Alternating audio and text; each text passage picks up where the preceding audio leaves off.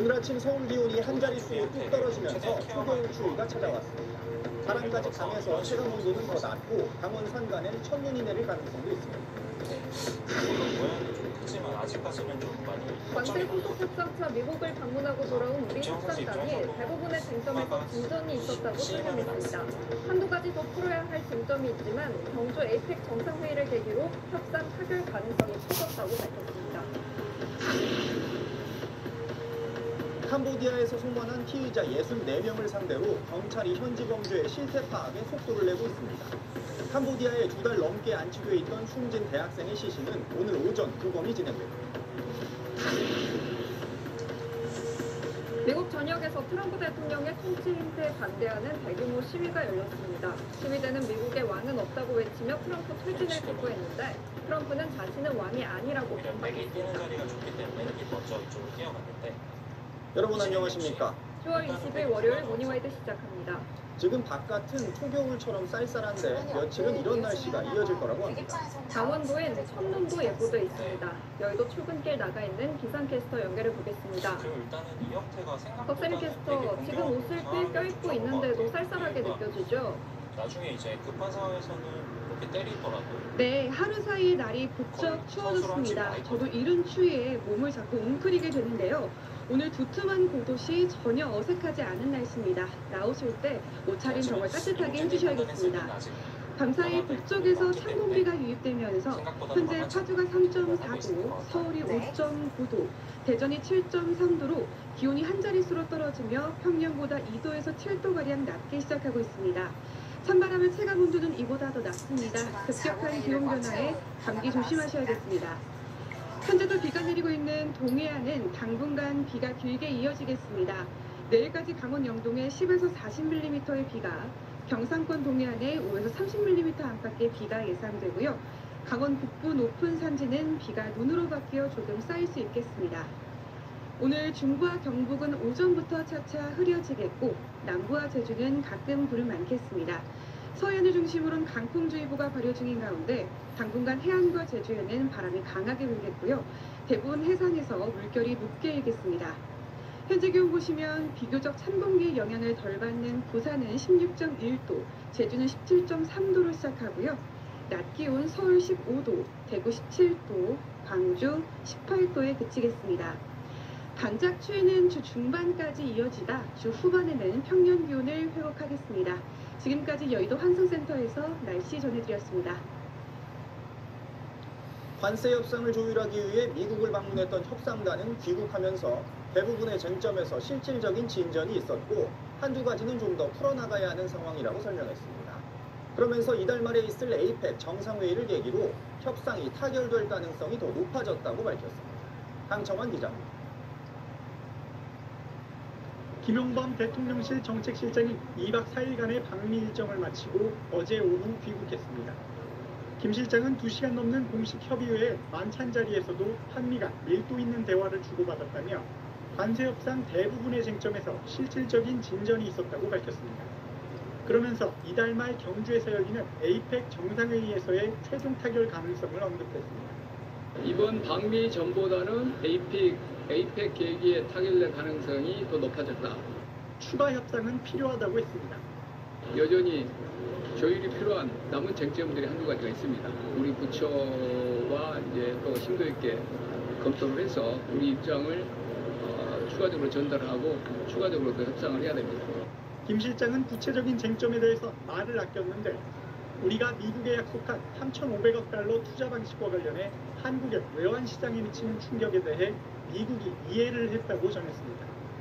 대한민국이 감내 가능한 범위 내 그리고 한미 양국 간의 상호회의적인 결과를 이어질 수 있는 그런 최종 협상안이 돼야 된다. 여기에 대해서는 상당 부분 이해가 이루어졌습니다.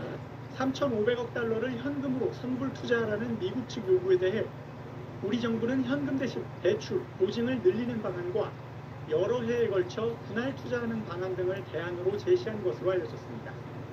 여기에 한미 통화 스와프 규모, 미국산 대두 수입 등을 놓고도 두 나라 간 어느 정도 조율이 이루어졌을지 주목되는 대목입니다.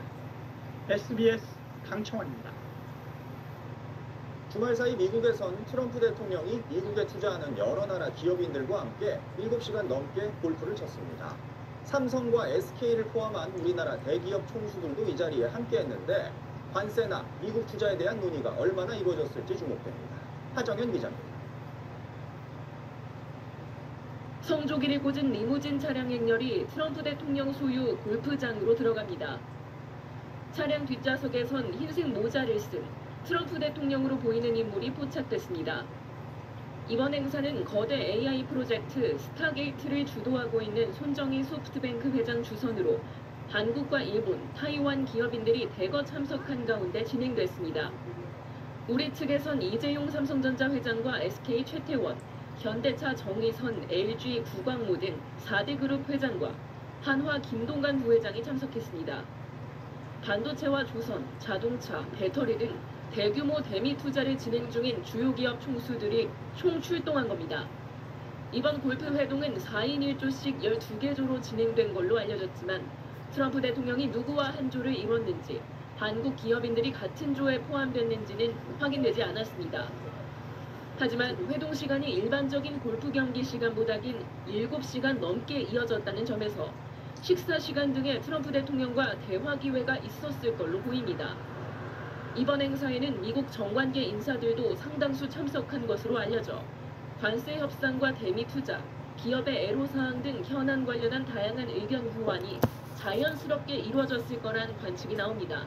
품목별 관세나 여러 가지 통상 관련 이슈에 대해서 우호적인 여건을 형성하는 단계가 아닌가 그런 생각이고요. 우호적인 그런 결과를 도출하는 데에도 도움이 될 거라고 생각을 하고요. 회동이 끝난 뒤 트럼프 대통령에 이어 리무진 버스를 타고 골프장을 빠져나온 기업인들은 스타게이트 프로젝트 참여와 관련한 추가 협의도 진행할 걸로 알려졌습니다. SBS 하정인입니다. 캄보디아에서 체포돼 국내로 압송된 범죄 피의자 64명을 상대로 경찰이 현지 범죄 실태 파악에 속도를 내고 있습니다. 거의 다 구속영장을 신청해서 수사를 이어갈 걸로 보이는데 캄보디아에서 고문으로 숨진 대학생에 대한 부검도 오늘 진행됩니다. 김수영 기자. 캄보디아에서 전세기를 타고 송환된 64명은 전국 6개 지방청으로 분산돼 조사를 받았습니다. 가장 많은 45명이 충남경찰청 관할 경찰서로 옮겨졌고 경기 북부청에 15명, 나머지는 전국의 경찰서로 흩어졌습니다. 이들은 주로 캄보디아 범죄 조직에서 한국인들을 상대로 피싱 사기에 가담한 혐의 등을 받고 있습니다.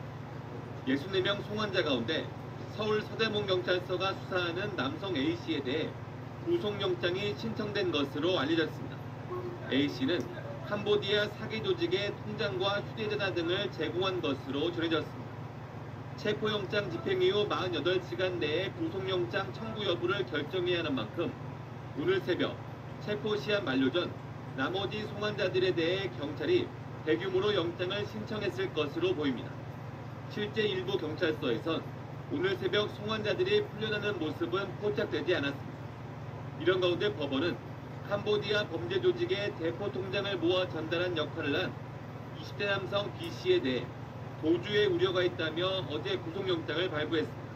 B씨는 지난 7월 범죄 조직의 고문을 받다 캄보디아 복고산 근처 차 안에서 숨진 20대 대학생 박모씨에게 대포 통장을 만들도록 부추기고 캄보디아로 출국하게 한 혐의를 받고 있습니다.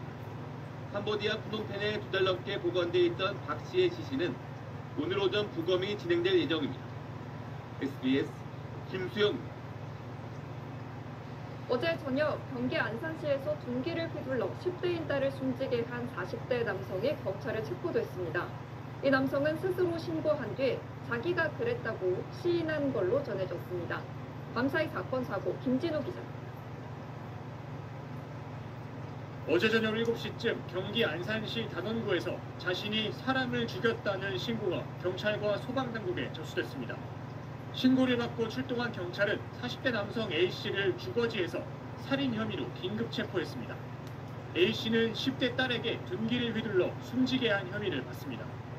머리를 다친 피해자는 심정지 상태로 병원으로 옮겨졌지만 끝내 숨졌습니다. 많이 왔어요. 많이 왔어요. 아예 그 땅을 폐쇄하다시피 사람들 투표를 안 많이 쓰겠다. 스스로 경찰에 신고한 A씨는 경찰 조사에서 딸과 말다툼을 벌이다 둔기를 사용했다고 시인한 걸로 전해졌고 범행 당시 음주 상태는 아니었던 걸로 파악됐습니다. 경찰은 구체적인 범행 동기를 더 조사한 뒤 A씨에 대해 구속영장을 신청할 방침입니다. 축사 건물에서 시뻘건 불길이 치솟습니다. 어젯밤 8시쯤 전남 해남군의 한 돈사에서 불이 났습니다. 외국인 노동자 한 명이 스스로 대피하면서 인명피해는 없었습니다. 돈사 13개 동 가운데 3개 동이 불에 탔고 돼지 1,300여 마리도 폐사했습니다. 화재 발생 3시간여 만에 불을 완전히 끈 소방당국은 정확한 화재 원인을 조사할 계획입니다. SBS 김진우입니다. 주말 사이 미국 전역에선 트럼프 대통령에 반대하는 대규모 시위가 열렸습니다. No Kings, 즉 미국의 왕은 없다고 외치면서 트럼프 퇴진을 촉구했는데 트럼프 대통령은 자신은 왕이 아니라고 반박했습니다. 워싱턴에서 김용태 특파원입니다. 주말을 맞아 워싱턴 DC와 뉴욕 등 미 전역 2,700여 곳에서 수백만 명이 반트럼프 시위에 나섰습니다. 왕은 없다는 뜻의 No Kings 시위로 트럼프 대통령 취임 이후 최대 규모였습니다. 시위 참가자들은 민주주의가 파괴되고 있다고 비판했습니다. He's instilling fear in communities both inside the White House and in our neighborhoods, and his policies are that of a despot. 특히 로스앤젤레스와 시카고 등에 연이어 군대를 투입하고 법원 결정을 무시한 채 폭력적인 이민자 단속을 지속하는 데 대한 분노가 터져나왔습니다. 트럼프 대통령은 시위 전 사전 녹화된 인터뷰에서 자신은 왕이 아니라고 반박했습니다. This rally that's happening this weekend, the No Kings rally? This is more than king. You know, they're saying they're referring to me as a king. I'm not a king. 공화당은 트럼프가 왕이었다면 월요일로 20일째가 되는 정부 업무 정지, 셧다운이 있었겠느냐고 반문했습니다. If President Trump was a king, the government would be open right now. If President Trump was a king, they would not have been able to engage in that free speech exercise. 민주당은 트럼프와 공화당의 정책을 비판했습니다. That's why we need a change in position, deal with the cost of living crisis that Donald Trump and his policies have made worse. 국내 갈등 속에서도 트럼프 대통령은 이달 말 한국에서 중국 시진핑 주석과 만날 것이라고 다시 확인했습니다. 워싱턴에서 SBS 김용태입니다. 시진핑 국가주석의 후계 구도와 경제 청사진 등을 제시할 중국 공산당 중앙위원회 제4차 전체회의 4중전회가 오늘부터 나흘 동안 열립니다. 이번 4중전회에서는 내년부터의 경제 청사진을 제시할 제15차 5개년 계획을 중점적으로 논의할 예정입니다. 또 낙마 등으로 비어있는 중앙위원을 최소 9명 교체해야 하는 상황이어서 당 정군 고위급 교체의 향방과 후계 구도 윤곽도 드러날 걸로 보입니다. 프랑스 파리의 관광 명소인 루브르 박물관에 4인조 괴한이 침입해서 프랑스 왕실의 보석 8점을 훔쳐갔습니다. 파리 경찰청에서 겨우 800m 떨어진 거리에서 대담하게 사다리 차로 박물관에 침입한 걸로 파악됐습니다. 김덕현 기자입니다. 루브르 박물관 주위로 통제선이 만들어졌고 경찰들이 분주하게 오갑니다. 박물관이 개장하고 30분 뒤인 현지 시각 어제 오전 9시 반쯤 4인조 괴한들이 침입해 이곳에 전시돼 있던 보석류를 훔쳐 달아났습니다. 이들 일당은 생강 쪽 건물 외벽에 마련한 사다리차를 통해 박물관 내부로 진입한 걸로 파악됐습니다. We have like some white noises, like somebody stomping on the window. When I saw the museum staff going to that noise. 괴한들은 불과 몇 분 사이에 프랑스 왕실 물품이 전시된 아폴론 갤러리에서 보석류 9점을 훔쳤는데 이 가운데 나폴레옹 3세의 부인 외제니 황후의 왕관은 범행 현장 인근에서 부서진 채 발견됐다고 프랑스 언론은 전했습니다. 도난당한 보물 8점에는 나폴레옹 1세가 부인에게 선물한 에메랄드, 다이아몬드 목걸이 등이 포함됐습니다. 다만 아폴론 갤러리에서 가장 유명한 전시품으로 꼽히는 140캐럿짜리 레장 다이아몬드는 도난품이 아니라고 당국은 밝혔습니다. 이 사건으로 박물관이 하루 휴관하면서 관람객들이 급히 퇴장하는 등 박물관 안팎에서 혼잡이 빚어졌습니다.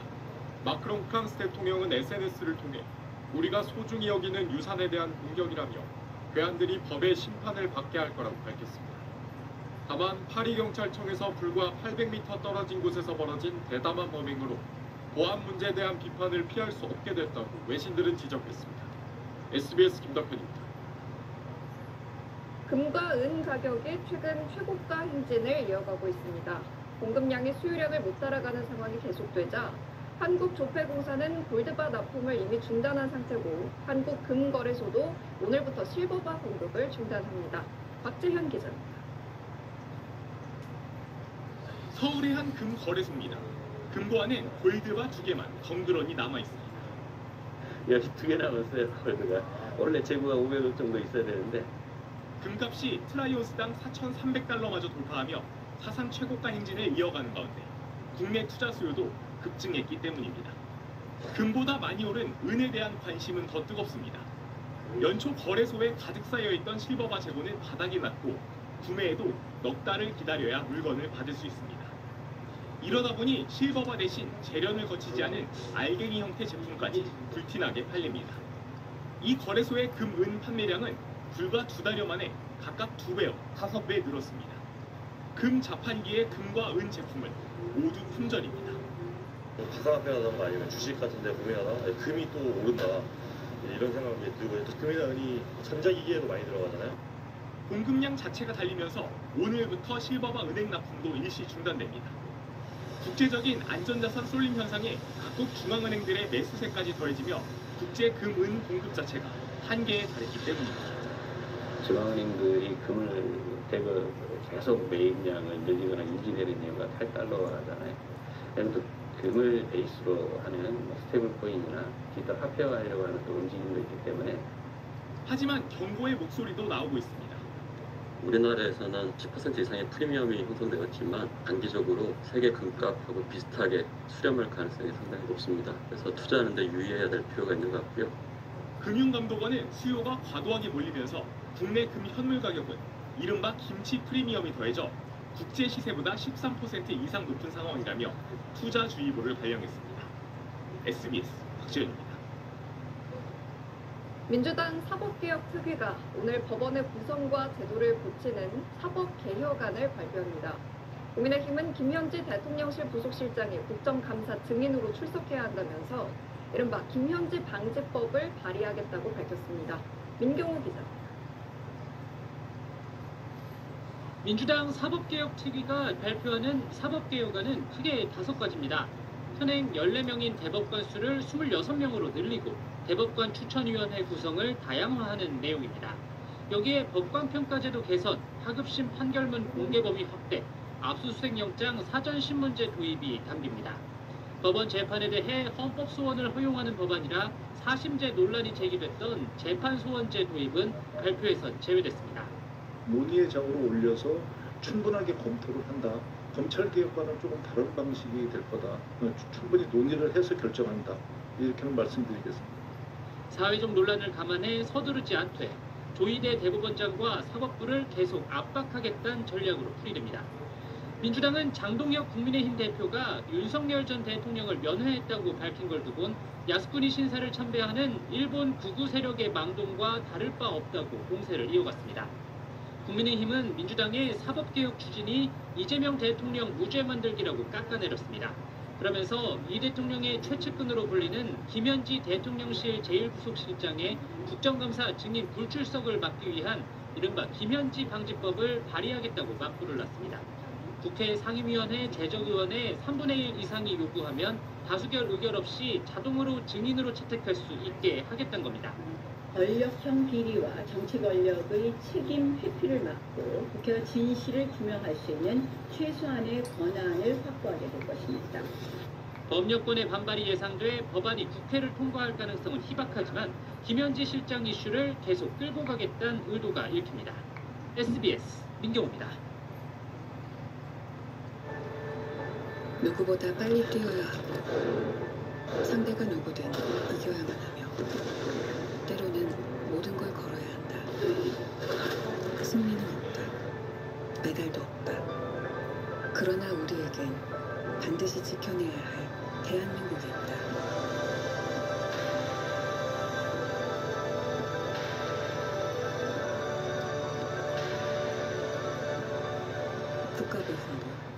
주의, 압도적 강력함, 알페신 카페인 샴푸. 모발에서 카페인이 검출될 수 있습니다. 카페인으로 끝까지 힘있는 모발. 남자를 위한 알페신 카페인 샴푸. 최근 일을 잘 기억 못할 때 자주 있죠. 근데 치매 걸릴 나이는 아니라서. 단어가 잘 생각 안 날 때가 있죠. 이런 걸로 병원도 가나요? 치매 골든타임 놓칠 수 있습니다. 늦기 전에 전문가와 상담해보세요. 나와 가족을 위해 건네하세요. 인사들 정말 고맙죠. 잇몸이 들뜨지도 않고. 좋죠, 인사들. 잇몸 속부터 편해요. 잇몸이 편안하니까 먹을 때 걱정이 없죠. 인사들 스위스 품목허가 획득. 써보면 알죠. 119가 뭐예요? 보건복지에 필요한 모든 상담을 하는 곳이야. 아이 키우는데 필요한 복지도? 노인에게 필요한 복지도? 아플 때 필요한 보건 의료 지원도? 나에게 딱 맞는 보건복지를 연결해준다? 119가 행복을 연결하는 거네요? 그렇지. 힘이 되는 평생 친구 보건복지부가 129로 행복을 연결하겠습니다. 129 보건복지 상담센터. 123에 올라가서 생각했다. 이건 다시 내려가고 싶지 않아. 잡곡밥의 맛이라고. 나 이제 못 내려가. 밥맛의 최고점. 쿠첸 123.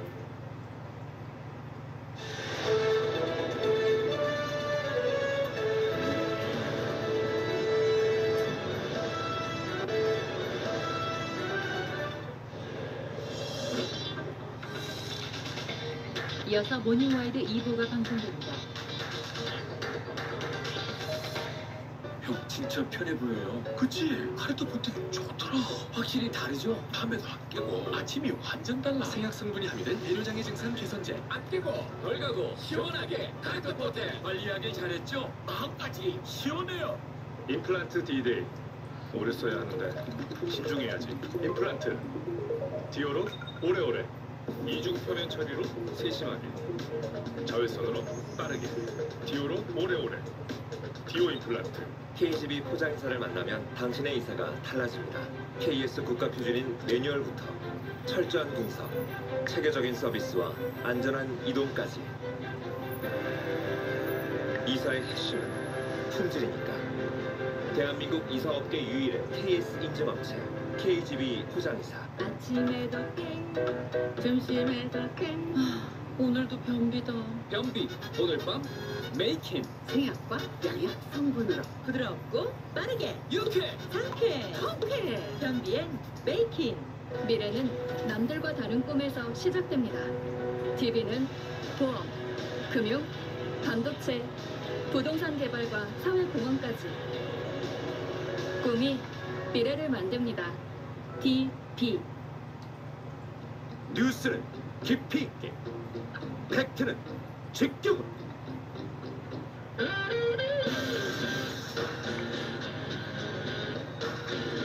SBS 러브 FM 주영진의 뉴스 직격.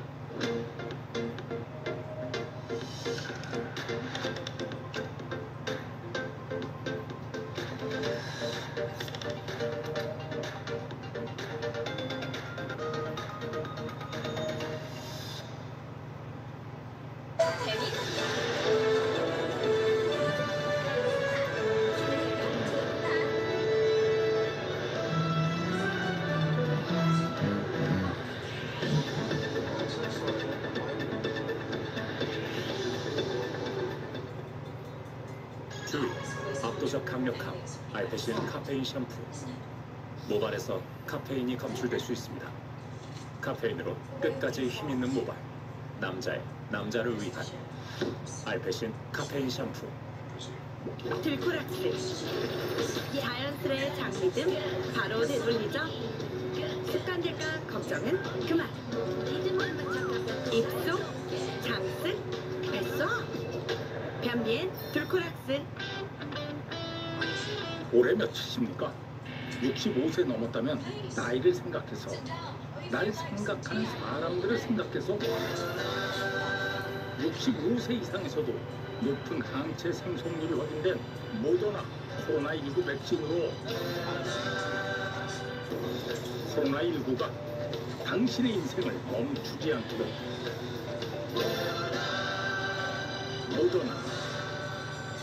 상조 그 하나에 집중한다는 건 꼼꼼히 보고 마음까지 보고 변치 않는 가치를 본다는 것. 예다함을 보면 상조의 기준이 보이느냐. 상조는 예다함. 듀라미스 타임. 프렌드십. 파트너십. 그리고 스킨십. 우리의 시간은 계속되어야 하니까. 듀라미스. 로게인 폼. 이것이 지금까지의 탈모관리. 로게인 폼의 탈모관리는 모낭 표적 케어. 특허받은 폼 타입으로 탈모를 치료합니다. 두피 케어를 넘어 모낭 표적 케어. 로게인 폼. 지키고 싶은 겨울도 즐기고 싶은 겨울도 눕시거나 그 어떤 겨울이 와도 노스페이스 리마스터 눕시 AS64. 이것은 힘의 집중. 6가지 성분을 집중시켜 끝이야. 허리에 바르는 화장품 아스릭소. 기미, 속 태우기 전에 바르는 치료제 도미나 크림 하세요. 간편하게 쓸 피부 속부터 싹. 자기 전 바르기만 해도 환하게 치료되니까. 국내 판매 1위 도미나 크림. 이게 뭐야? 좋아하는 것보다 잘하는 게 중요하지. 난 좋아해야 잘하는데.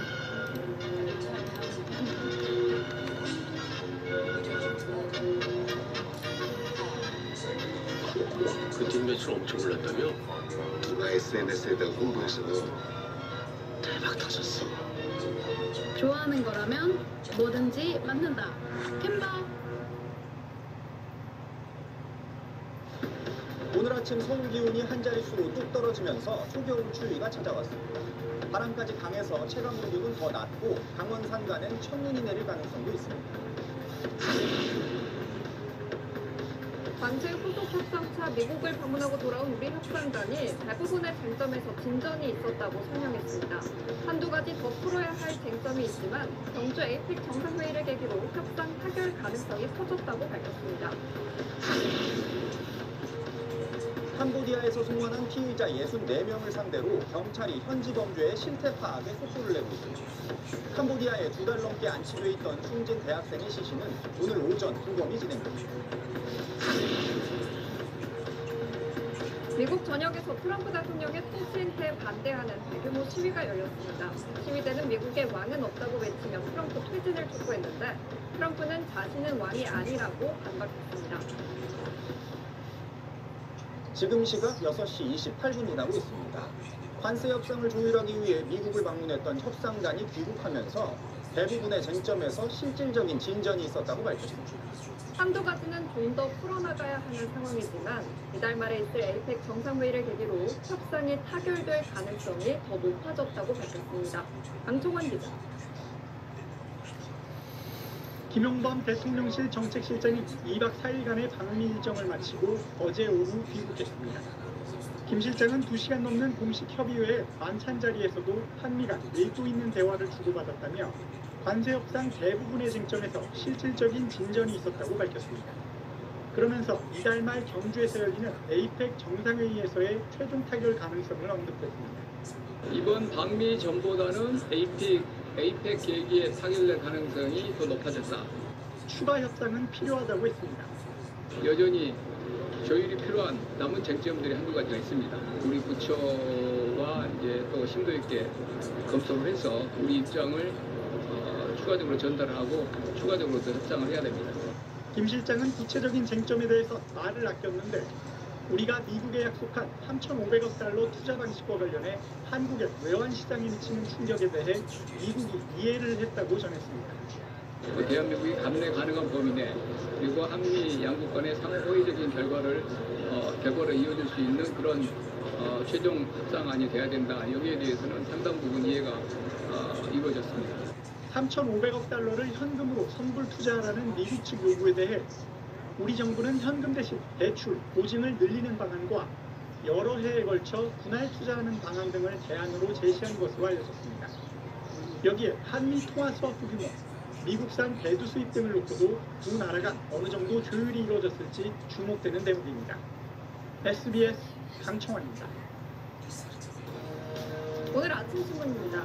캄보디아에는 10,000명 넘는 우리 교민이 살고 있습니다. 최근 캄보디아 범죄가 심각한 문제로 떠오르면서 현지 교민들이 생업에 어려움을 겪고 있다는 기사입니다. 한겨레입니다. 열흘 전 프놈펜에 특별 여행주의보가 발령되고 일부 지역은 여행 금지 구역으로 지정되자 여행객들이 자취를 감췄습니다. 캄보디아에 사는 우리 교민은 10,000명이 넘고 프놈펜에만 한국인이 운영하는 식당이 80여 곳 있는데 단체 관광 예약이 불취소됐다고 현지 한인 회장이 밝혔습니다. 정치권과 유튜브에서 쏟아지는 군사작전이나 공적 개발 원조 중단 등 설익은 해법들은 캄보디아 내부의 반한 감정을 키우고 있습니다. 캄보디아인들의 소셜미디어에는 한국인들이 캄보디아에 와서 중국인들과 불법을 저지른 일인데 왜 캄보디아가 범죄 도시가 되어야 하냐는 성토글도 올라오고 있습니다. 현지 교민들은 한국 정부가 추진하던 코리아 데스크, 즉 한인 사건 처리 전담 경찰관 배치가 무산된 데 대해서도 아쉬움을 나타냈습니다. 다음은 중앙일보입니다. 노인과 청년 세대의 일자리 양극화가 심화하고 있다는 기사입니다. 60살 이상에서 인구 대비 취업자 수를 나타내는 고용률은 지난달 48.3%로 전년 대비 0.9%포인트 상승했습니다. 9개월 연속 상승으로 9월 기준으로는 물론 전체 기간으로 봐도 역대 최대치입니다. 초고령 사회 진입에 따라 요양보호사 같은 골목 인력의 수요가 늘면서 고령층 고용률이 높게 유지되는 걸로 분석됩니다. 반면 청년 취업 시장엔 한파가 이어지고 있습니다.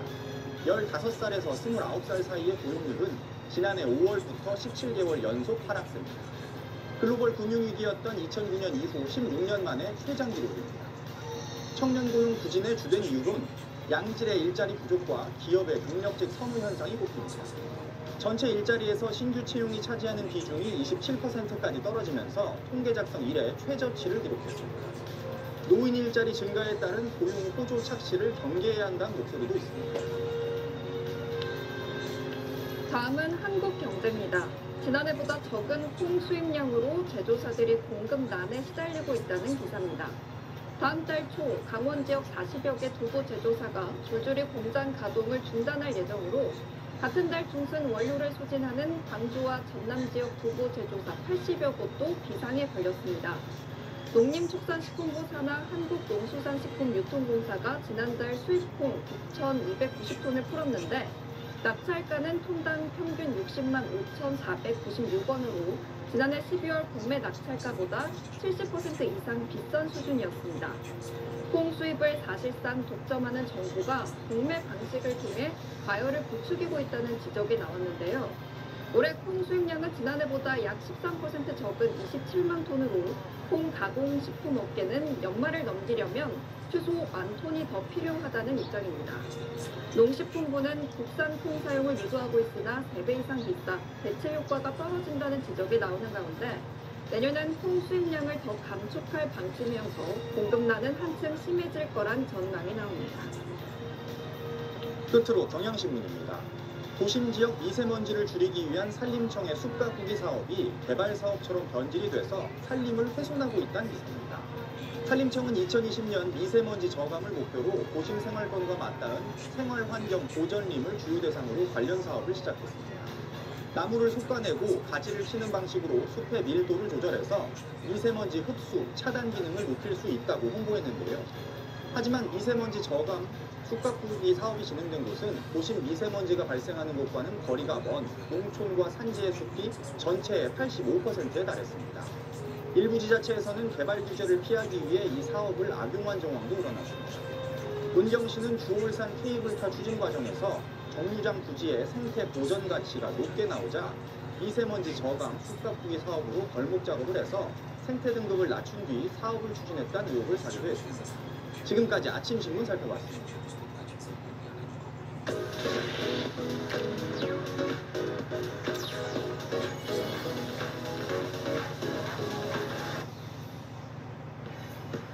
감사히 인터넷에서 화제가 된 뉴스를 살펴보는 실시간 이뉴스입니다. 카페 자주 가시는 분들 미리 얼마씩 선불 결제로 충전해 두는 경우가 많으시죠. 그렇다면 스타벅스의 충전금 규모는 과연 얼마나 될까요? 기사로 확인하시죠. 지난 2020년부터 올해 8월까지 스타벅스 코리아의 선불 충전 건수는요 8,100만여 건입니다. 그리고 충전 금액 총액은 무려 2조 6,200억 원으로 집계됐습니다. 스타벅스는 이렇게 많은 충전금을 예금과 신탁 등 현금성 자산으로 운용해서 408억 원가량의 이자 수익을 거둔 걸로 나타났습니다. 신탁 상품이 운용기관의 신용위험에 노출될 수 있다는 점을 고려할 때 이런 투자는 소비자 자금 보호 측면에서 위험성이 있다는 지적도 나옵니다.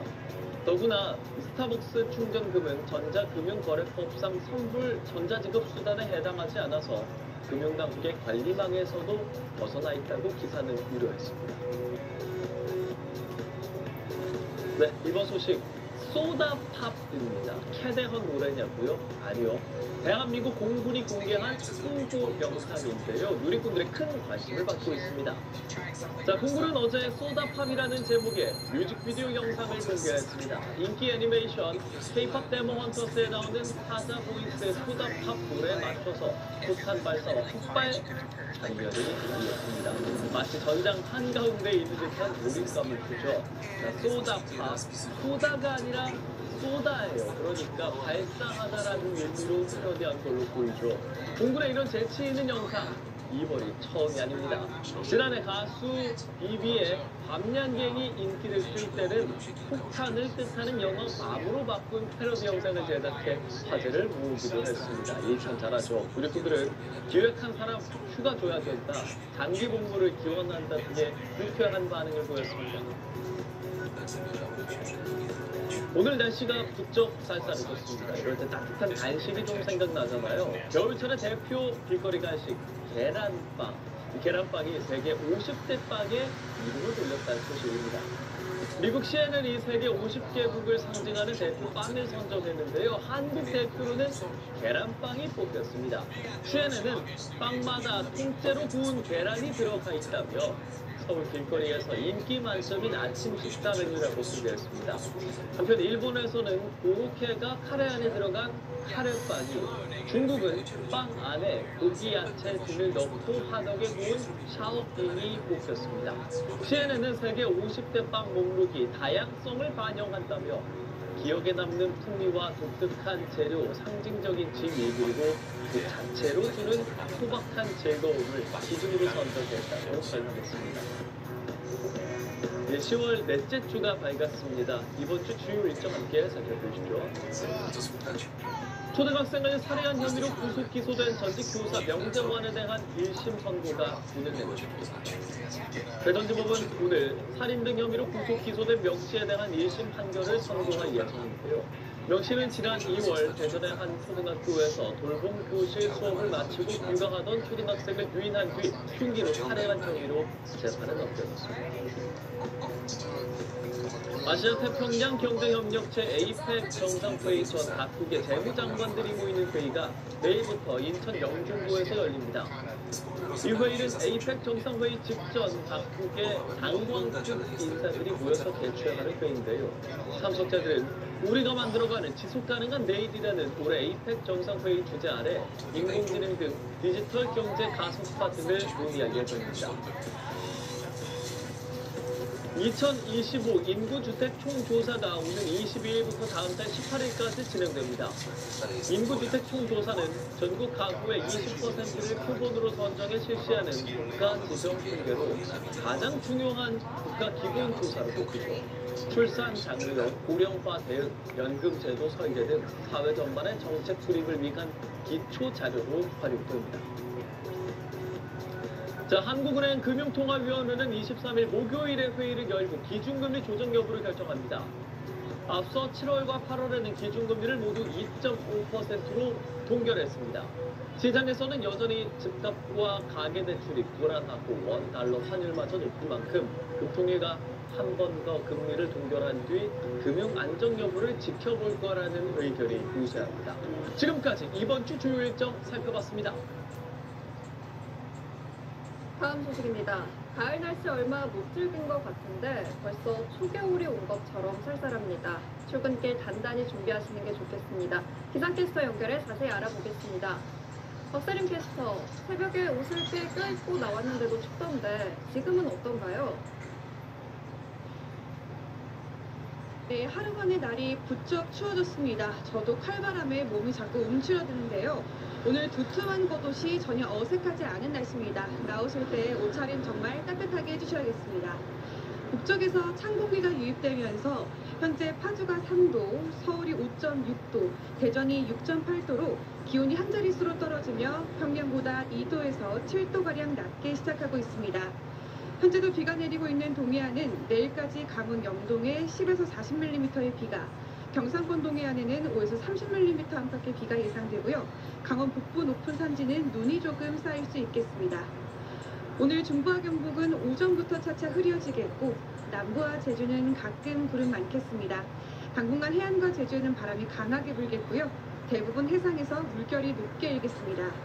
현재 기온 비교적 찬 공기의 영향을 덜 받는 부산이 15.6도, 제주는 17도로 시작하고요. 낮 기온 서울 15도, 광주 18도에 그치겠습니다. 반짝 추위는 주 중반까지 이어지다 주 후반에는 평년 기온을 회복하겠습니다. 지금까지 여의도에서 날씨 전해드렸습니다.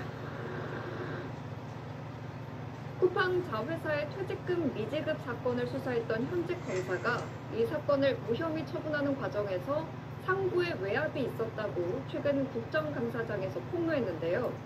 해당 검사는 이 수사 때문에 감찰을 받았는데 5달 넘게 결과는 나오지 않고 있고 감찰 조서는 당사자에게도 비공개 처리한 걸로 확인됐습니다.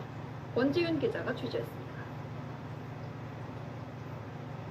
쿠팡 자회사의 일용직 노동자 퇴직금 미지급 사건을 담당한 문지석 부장검사는 지난주 국감에서 이 사건이 부당한 압력에 의해 무혐의 처리됐다고 밝혔습니다. 저는 기소를 해야 된다라고 생각을 하고 있고 그 200만 원 정도 되는 퇴직금이라도 좀 더 신속하게 받게 됐으면 좋겠습니다. 문 부장은 지난해 9월 쿠팡 자회사를 압수수색해 핵심 증거를 확보했습니다. 그러나 지휘부는 수사 초기부터 무혐의라고 단정했고 핵심 증거를 누락시켜가며 무혐의 처분했다는 게 문 부장의 주장입니다. 지휘부는 반박했습니다. 허위 사실에 의한 진정이라고 말씀드립니다. 일방적으로 지시하진 않았고 주임검사의 의견을 들었습니다. 국회 공방에 앞서 대검 감찰부는 지난 5월부터 이 사건을 조사했습니다. 쿠팡 무혐의 처분 이틀 뒤 문 부장에 대한 감찰에 착수한 겁니다. 상부 보고 없이 쿠팡 강제 수사에 나선 걸 문제 삼은 걸로 알려졌는데 문 부장은 억울하다며 어미준 지청장 등 지휘부를 상대로 한 진정서를 감찰부에 제출했습니다. 그러나 대검은 5달 넘게 감찰 결과를 내놓지 않은 데 이어 문 부장이 자신의 감찰 조서를 열람 신청하자 지난 13일 비공개 처리했습니다. 공개되면 업무의 공정한 수행에 지장을 초래할 수 있다는 조항을 근거로 제시했습니다. 문 부장은 어떤 사유로 감찰을 받았는지가 기재된 본인 진술 조서는 방어권 행사의 기초 자료인데 납득하기 어렵다는 입장입니다. 검찰의 지연된 감찰 조사 탓에 실체 왜곡 우려는 물론 내부 갈등까지 자초했다는 비판은 피할 수 없게 됐습니다. SBS 권준입니다. 안개 속이었던 일본 신임 총리 지명에 윤곽이 잡히는 분위기입니다. 자민당이 보수 성향의 제2야당과 새로운 연정을 꾸리면서 다카이치 총재가 예정대로 차기 총리가 될 가능성이 커졌습니다. 도쿄에서 문준모 특파원이 보도합니다.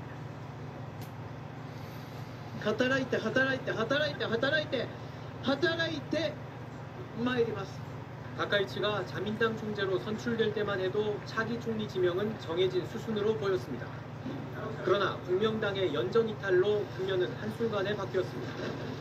야3당 의석수가 자민당을 웃돌게 되고 국민민주당 가마키 대표가 야권 후보로 거론되면서 16년 만에 정권 교체가 현실이 되는 듯 했습니다. 그러나 야3당의 한 축이던 일본 유신회가 자민당 지지로 급선회하면서 판세는 또 뒤집어졌습니다. 二枚舌みたいな感じで扱われて自民党とやるんだったら最初から言ってよって感じですよね. 일본 유신회는 기업 정치 헌금 금지, 의원 정수 10% 감축 등 자민당이 반대해온 요구사항을 전달했는데 자민당이 전향적으로 받아들이며 협상은 급진전됐습니다. 今日の役員会としては、私とそれから吉村代表に一任という形で、なんか慎重だったり反対だったり批判的なという意見は一つもありませんでした。 양당은 오늘 최종 합의문에 서명하고 내일 총리 지명 투표에 나설 걸로 보입니다. 양당 중의원 의석수를 합하면 231석으로 과반에 근접하기 때문에 결선 투표에서 다카이치가 총리로 선출될 걸로 보입니다. 교도통신도 첫 여성 총리 선출이 확실시된다고 보도했습니다. 이렇게 되면 다음 주 트럼프 대통령의 방일과 경주 에이펙 정상회담도 다카이치 총재가 신임 총리로서 참석합니다. 오사카 기반의 지역 정당인 일본 유신회는 강경 보수 성향으로 분류되는 만큼 새 연립정부의 보수 행보가 한층 강화될 거란 우려도 나옵니다. 도쿄에서 SBS 문준모입니다.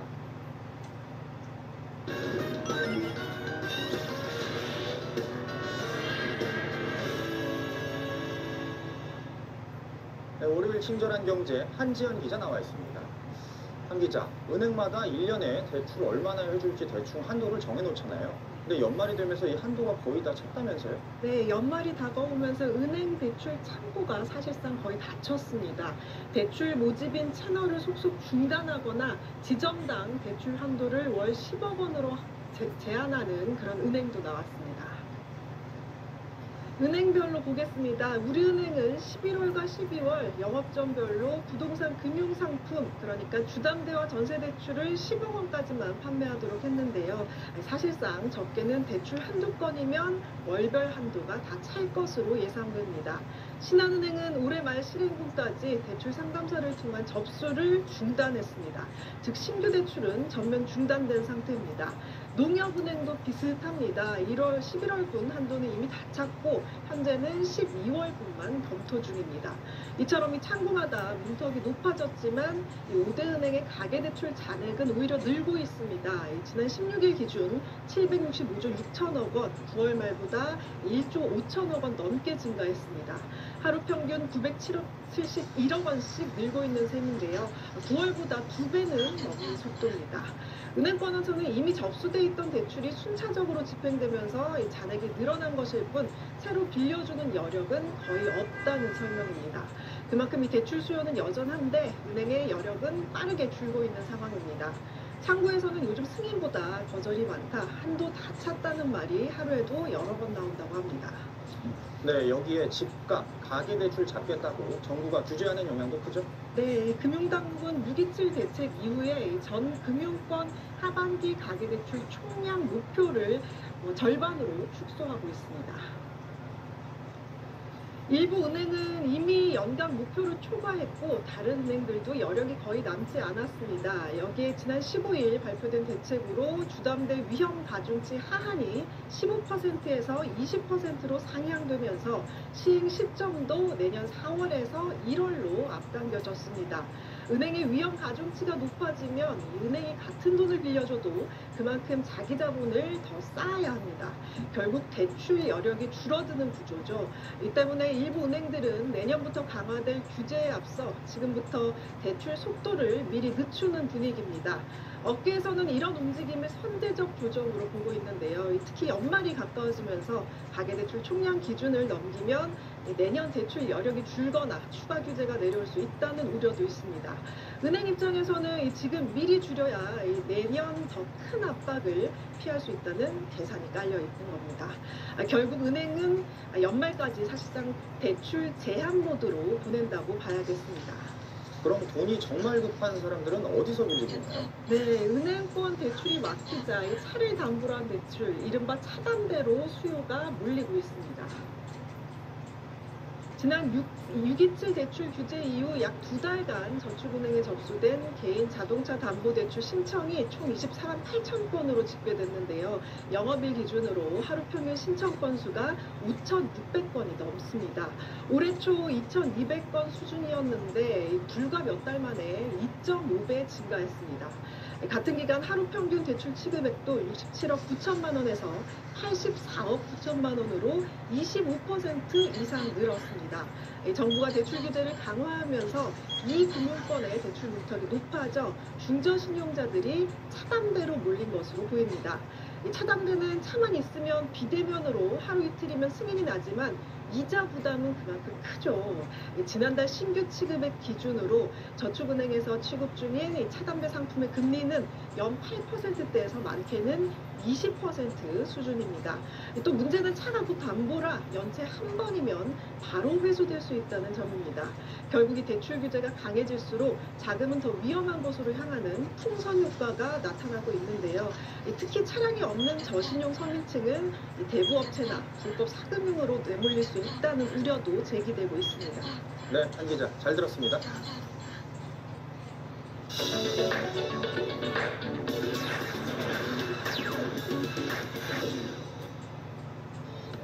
안녕하세요. 생생지구촌입니다. 말레이시아에서 관광객들이 바다거북을 학대하는 영상이 논란입니다. 스노클링을 하던 남자가 갑자기 거북이의 등껍질과 목을 반복해서 붙잡습니다. 거북이는 필사적으로 헤엄쳐 벗어나려고 하지만 소용없었는데 말레이시아의 인기 해양공원인 레당섬 근처에서 일어난 일입니다. 당시 여러 사람이 거북이를 둘러싸고 수면으로 올라오지 못하게 막는 모습도 포착되는데 영상이 확산하자 무책임한 관광이 해양 생태계를 위협하고 있다는 우려가 나오고 있습니다. 말레이시아 해역은 멸종위기 거북이와 산호 등 세계에서 가장 다양한 해양 생물들이 사는 곳인데요. 현지 어업법에 따르면 해양공원 경계 내에서 해양 생물을 접촉하거나 포획, 학대하는 건 불법입니다. 위반하면 우리 돈 3천만 원 이상의 벌금이나 2년 징역형을 받을 수 있는데 당국이 이번 사건을 수사하고 있는지는 알려지지 않았습니다.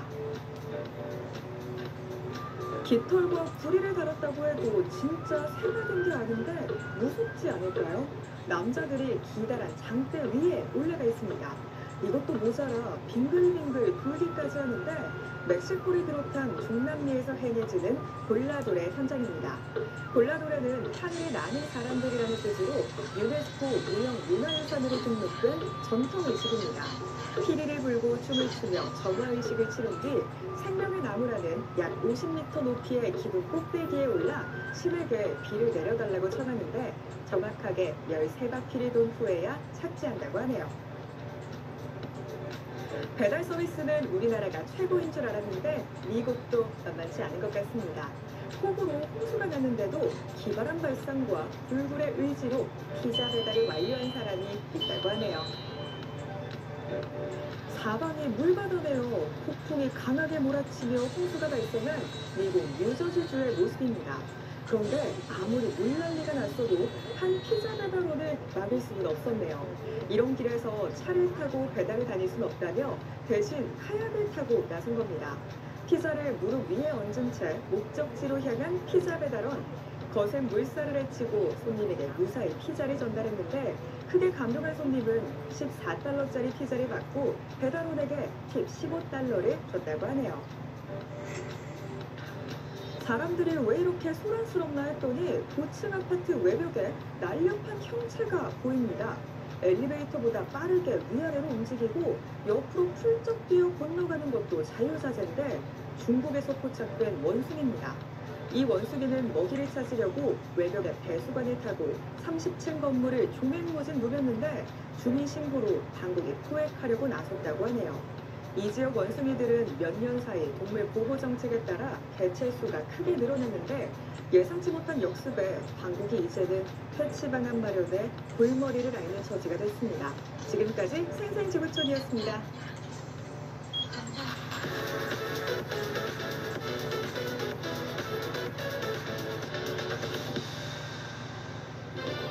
안녕하세요. 굿모닝 연예입니다. 최근 열린 유방암 인식 개선 행사가 연예인들의 화려한 파티로 변질됐다는 비판이 일었는데요. 주최 측이 SNS를 통해 사과했습니다. 어제 패션 매거진 W코리아는 유방암 환우와 가족들의 입장을 세심하게 고려하지 못해 불편함과 상처를 줬다며 깊이 사과한다는 입장을 냈습니다. 이번 행사로 자신들의 부족함을 돌아보고 있다며 행사 기획과 실행의 전 과정을 보다 면밀하게 재점검하겠다고 덧붙였습니다. 지난 15일 W코리아가 주최한 유방암 인식 개선 행사는 행사를 상징하는 핑크 리본도 없이 파티를 즐기는 연예인들의 모습만 강조돼 비판을 받았습니다. 특히 W코리아는 지난 20년 동안 이 행사를 진행하며 누적 11억 원을 기부했다고 밝혔지만 일부 매체가 누적 기부금이 3억 원대에 불과하다고 보도해 기부금에 대한 의혹도 이어지고 있습니다.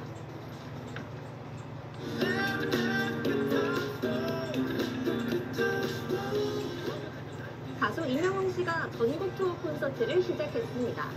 지난 17일부터 4일 동안 인천 송도에서 열린 콘서트로 새 투어의 출발을 알렸습니다. 지난 8월 두 번째 정규 앨범 아이미오로 2를 발매하고 처음 여는 콘서트이기도 합니다. 2집 수록곡 원더풀 라이프로 무대를 연 임영웅 씨는 트로트는 물론 발라드, 댄스, 컨트리 등 다양한 장르의 노래로 관중을 열광시켰고 대형 LED와 드론을 이용한 연출로 시선을 끌기도 했습니다. 팝스타 테일러 스위프트가 해달 보호를 강조하는 티셔츠를 입고 등장해 현지에서 화제가 됐는데 그 뒤 해달 보호 기금을 230만 달러, 우리 돈으로 32억이 넘게 모여 주목을 받았습니다.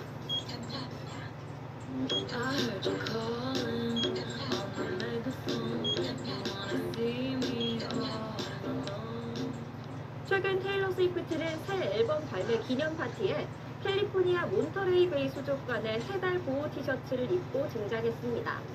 1992년에 마지막으로 제작된 티셔츠로 그림과 함께 해달과 관련된 설명이 적혀 있습니다. 이 티셔츠를 입은 스위프트의 모습이 영상을 통해 공개되자 수족관 측의 티셔츠 구매 문의가 폭주했고 수족관은 해달 보호를 위한 모금 캠페인으로 30여 년 만에 티셔츠를 다시 제작하기로 결정했습니다. 예약 주문을 받기 시작한 지 8시간도 되지 않아 목표치인 130만 달러가 넘는 기부금이 모였고 이틀도 안 되는 기간에 230만 달러, 약 32억 7천만 원을 넘겼습니다.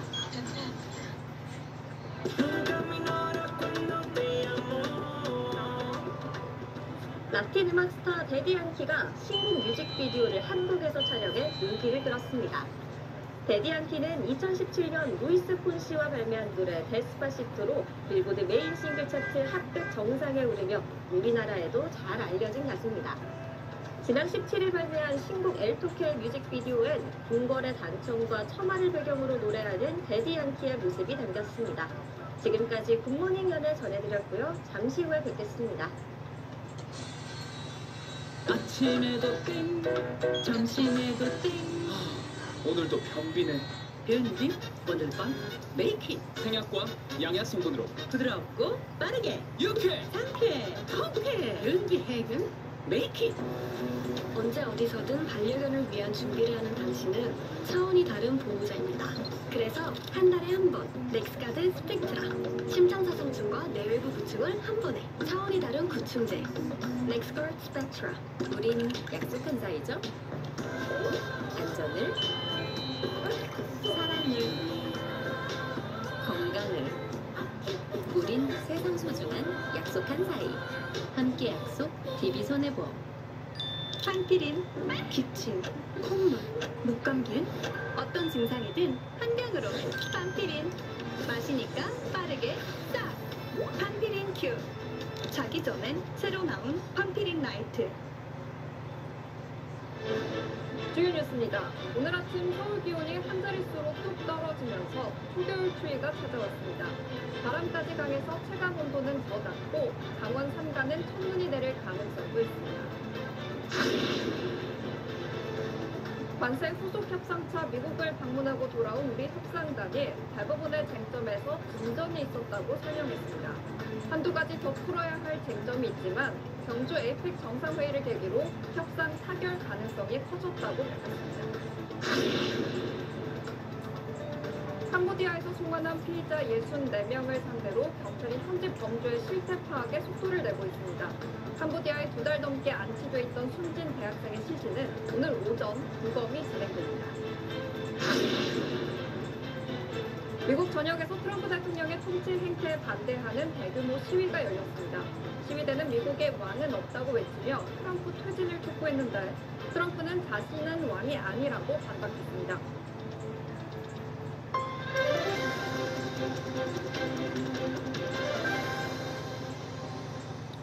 지금 바깥은 초겨울처럼 쌀쌀한데 며칠은 이런 날씨가 이어질 거라고 합니다. 강원도엔 첫 눈도 예보돼 있습니다. 여의도 출근길 나가 있는 기상캐스터 연결합니다. 박세림 캐스터, 지금 많이 춥죠? 네, 하루 사이에 날이 부쩍 추워졌습니다. 저도 칼바람에 몸이 자꾸 움츠러드는데요.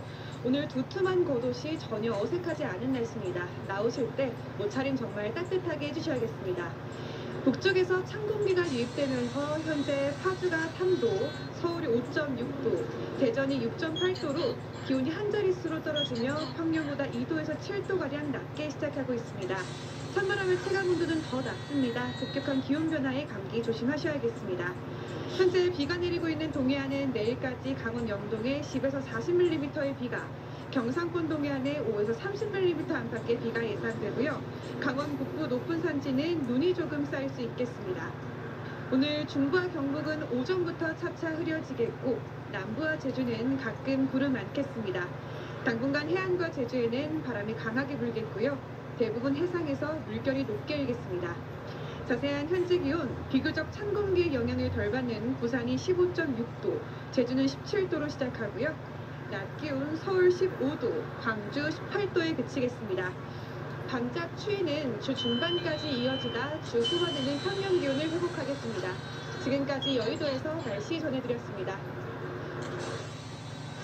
관세 협상을 조율하기 위해 미국을 방문했던 협상단은 귀국하면서 대부분의 쟁점에서 실질적인 진전이 있었고 한두 가지는 좀 더 풀어나가야 하는 상황이라고 설명했습니다. 그러면서 이달 말에 있을 에이펙 정상회의를 계기로 협상이 타결될 가능성이 더 높아졌다고 밝혔습니다. 강청원 기자입니다. 김용범 대통령실 정책실장이 2박 4일간의 방미 일정을 마치고 어제 오후 귀국했습니다. 김 실장은 2시간 넘는 공식 협의회의 만찬 자리에서도 한미 간 일도 있는 대화를 주고받았다며 관세 협상 대부분의 쟁점에서 실질적인 진전이 있었다고 밝혔습니다. 그러면서 이달 말 경주에서 열리는 에이펙 정상회의에서의 최종 타결 가능성을 언급했습니다. 이번 방미 전보다는 에이펙 계기에 타결될 가능성이 더 높아졌다. 추가 협상은 필요하다고 했습니다. 여전히 조율이 필요한 남은 쟁점들이 한두 가지가 있습니다. 우리 부처와 이제 또 심도 있게 검토를 해서 우리 입장을 추가적으로 전달하고 추가적으로 또 협상을 해야 됩니다. 김 실장은 구체적인 쟁점에 대해서 말을 아꼈는데 우리가 미국에 약속한 3,500억 달러 투자 방식과 관련해 한국의 외환 시장에 미치는 충격에 대해 미국이 이해를 했다고 전했습니다. 대한민국이 감내 가능한 범위 내 그리고 한미 양국 간의 상호 호의적인 결과를 이어질 수 있는 그런 최종 협상안이 돼야 된다. 여기에 대해서는 상당 부분 이해가 이루어졌습니다. 3,500억 달러를 현금으로 선불 투자하라는 미국 측 요구에 대해 우리 정부는 현금 대신 대출, 보증을 늘리는 방안과 여러 해에 걸쳐 분할 투자하는 방안 등을 대안으로 제시한 것으로 알려졌습니다. 여기에 한미 통화 스와프 규모, 미국산 대두 수입 등을 놓고도 두 나라 간 어느 정도 조율이 이루어졌을지 주목되는 대목입니다. SBS 강청원입니다. 주말 사이 미국에선 트럼프 대통령이 미국에 투자하는 여러 나라 기업인들과 함께 7시간 넘게 골프를 쳤습니다. 삼성과 SK를 포함한 우리나라 대기업 총수들도 이 자리에 함께했는데 관세나 미국 투자에 대한 논의가 얼마나 이루어졌을지 주목됩니다. 하정현 기자입니다. 성조기를 꽂은 리무진 차량 행렬이 트럼프 대통령 소유 골프장으로 들어갑니다. 차량 뒷좌석에선 흰색 모자를 쓴 트럼프 대통령으로 보이는 인물이 포착됐습니다. 이번 행사는 거대 AI 프로젝트 스타게이트를 주도하고 있는 손정희 소프트뱅크 회장 주선으로 한국과 일본, 타이완 기업인들이 대거 참석한 가운데 진행됐습니다. 우리 측에선 이재용 삼성전자 회장과 SK 최태원, 현대차 정의선, LG 구광모 등 4대 그룹 회장과 한화 김동관 부회장이 참석했습니다. 반도체와 조선, 자동차, 배터리 등 대규모 대미 투자를 진행 중인 주요 기업 총수들이 총 출동한 겁니다. 이번 골프 회동은 4인 1조씩 12개 조로 진행된 걸로 알려졌지만 트럼프 대통령이 누구와 한 조를 이뤘는지 한국 기업인들이 같은 조에 포함됐는지는 확인되지 않았습니다. 하지만 회동 시간이 일반적인 골프 경기 시간보다 긴 7시간 넘게 이어졌다는 점에서 식사 시간 등에 트럼프 대통령과 대화 기회가 있었을 걸로 보입니다.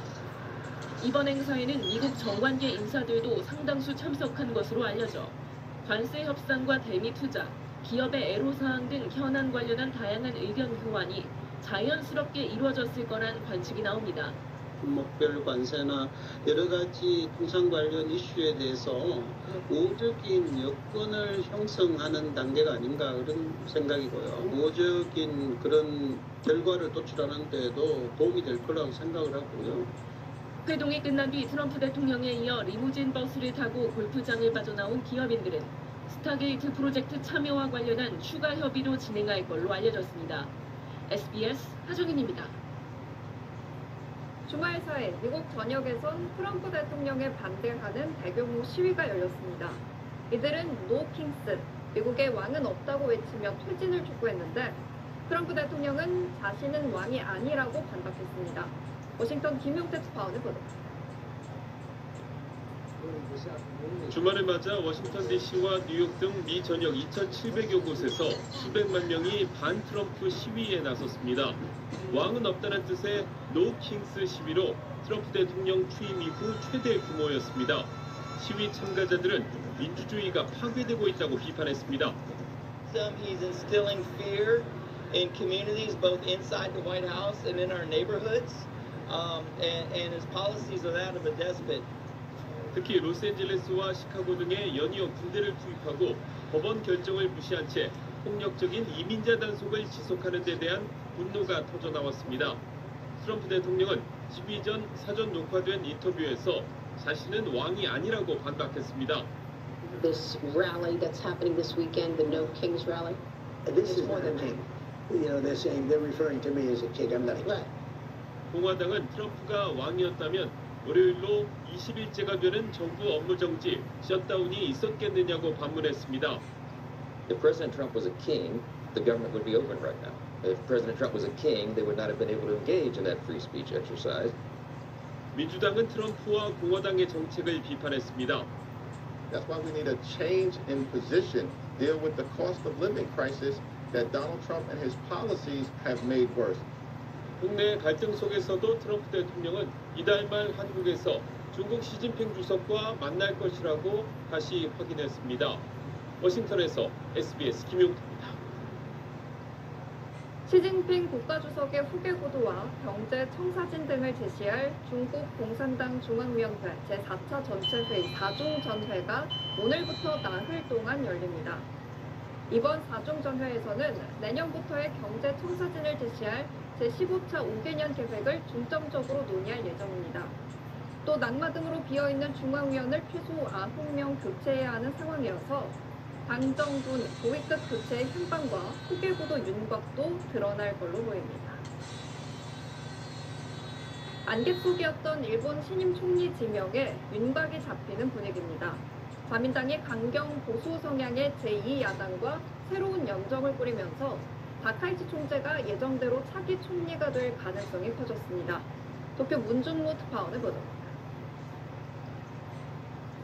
働いて働いて働いて働いて働いて参ります。 다카이치가 자민당 총재로 선출될 때만 해도 차기 총리 지명은 정해진 수순으로 보였습니다. 그러나 국명당의 연정 이탈로 국면은 한순간에 바뀌었습니다. 야3당 의석수가 자민당을 웃돌게 되고 국민민주당 다마키 대표가 야권 후보로 거론되면서 16년 만에 정권 교체가 현실이 되는 듯 했습니다. 그러나 야3당의 한 축이던 일본 유신회가 자민당 지지로 급선회하면서 판세는 또 뒤집어졌습니다. 二枚舌みたいな感じで扱われて自民党とやるんだったら最初から言ってよって感じですよね。 일본 유신회는 기업 정치 헌금 금지, 의원 정수 10% 감축 등 자민당이 반대해온 요구사항을 전달했는데 자민당이 전향적으로 받아들이며 협상은 급진전됐습니다. 今日の役員会としては私とそれから吉村代表に一任という形でなんか慎重だったり反対だったり批判的なという意見は一つもありませんでした。 양당은 오늘 최종 합의문에 서명하고 내일 총리 지명 투표에 나설 걸로 보입니다.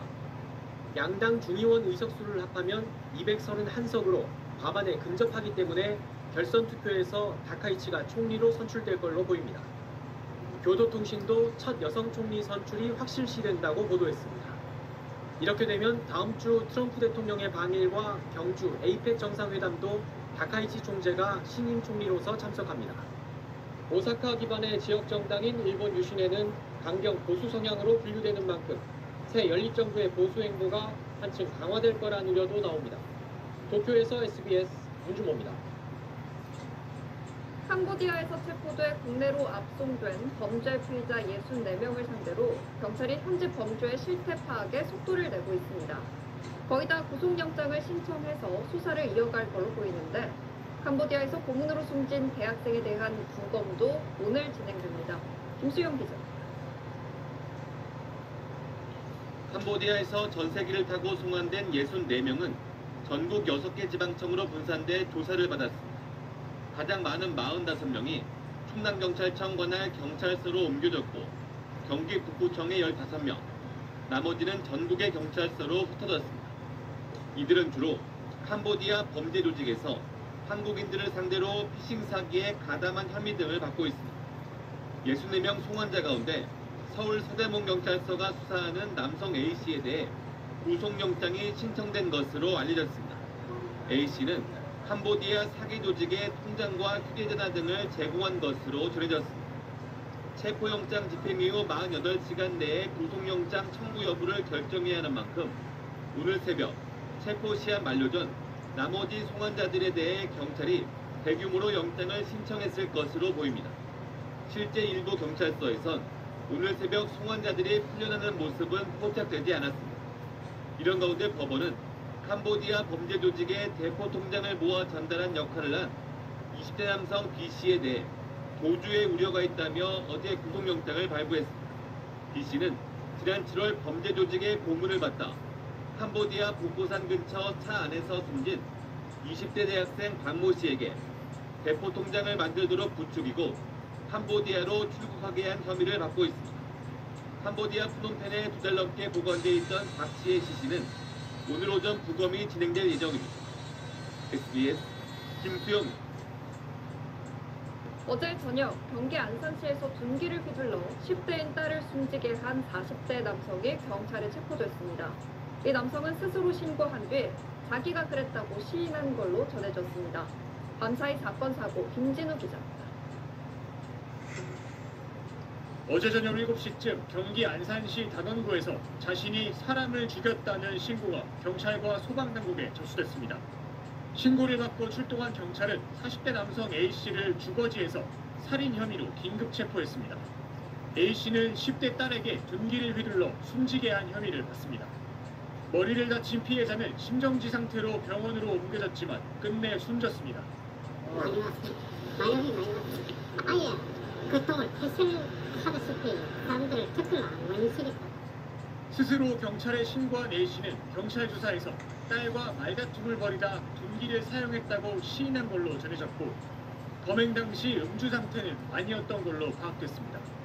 경찰은 구체적인 범행 동기를 더 조사한 뒤 A씨에 대해 구속영장을 신청할 방침입니다. 축사 건물에서 시뻘건 불길이 치솟습니다.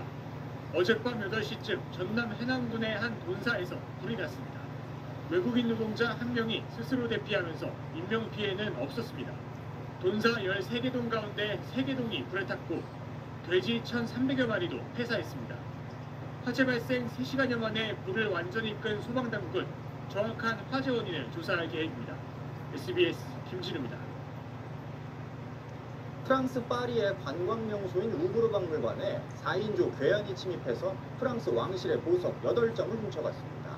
파리 경찰청에서 겨우 800m 떨어진 거리에서 대담하게 사다리 차로 박물관에 침입한 걸로 파악됐습니다. 김덕현 기자. 루브르 박물관 주위로 통제선이 만들어졌고 경찰들이 분주하게 오갑니다. 박물관이 개장하고 30분 뒤인 현지 시각 어제 오전 9시 반쯤 4인조 괴한들이 침입해 이곳에 전시돼 있던 보석류를 훔쳐 달아났습니다. 이들 일당은 생강 쪽 건물 외벽에 마련한 사다리차를 통해 박물관 내부로 진입한 걸로 파악됐습니다. We heard like some white noises, like somebody stomping on the window.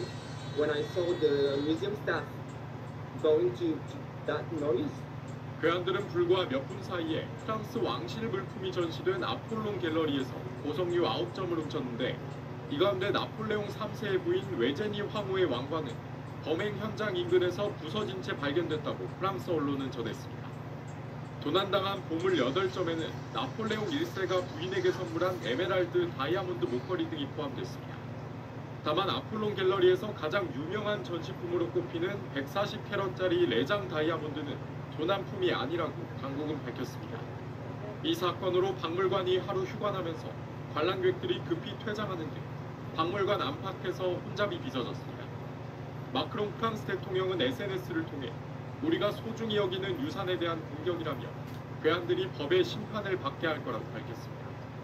다만 파리경찰청에서 불과 800m 떨어진 곳에서 벌어진 대담한 범행으로 보안 문제에 대한 비판을 피할 수 없게 됐다고 외신들은 지적했습니다. SBS 김덕현입니다.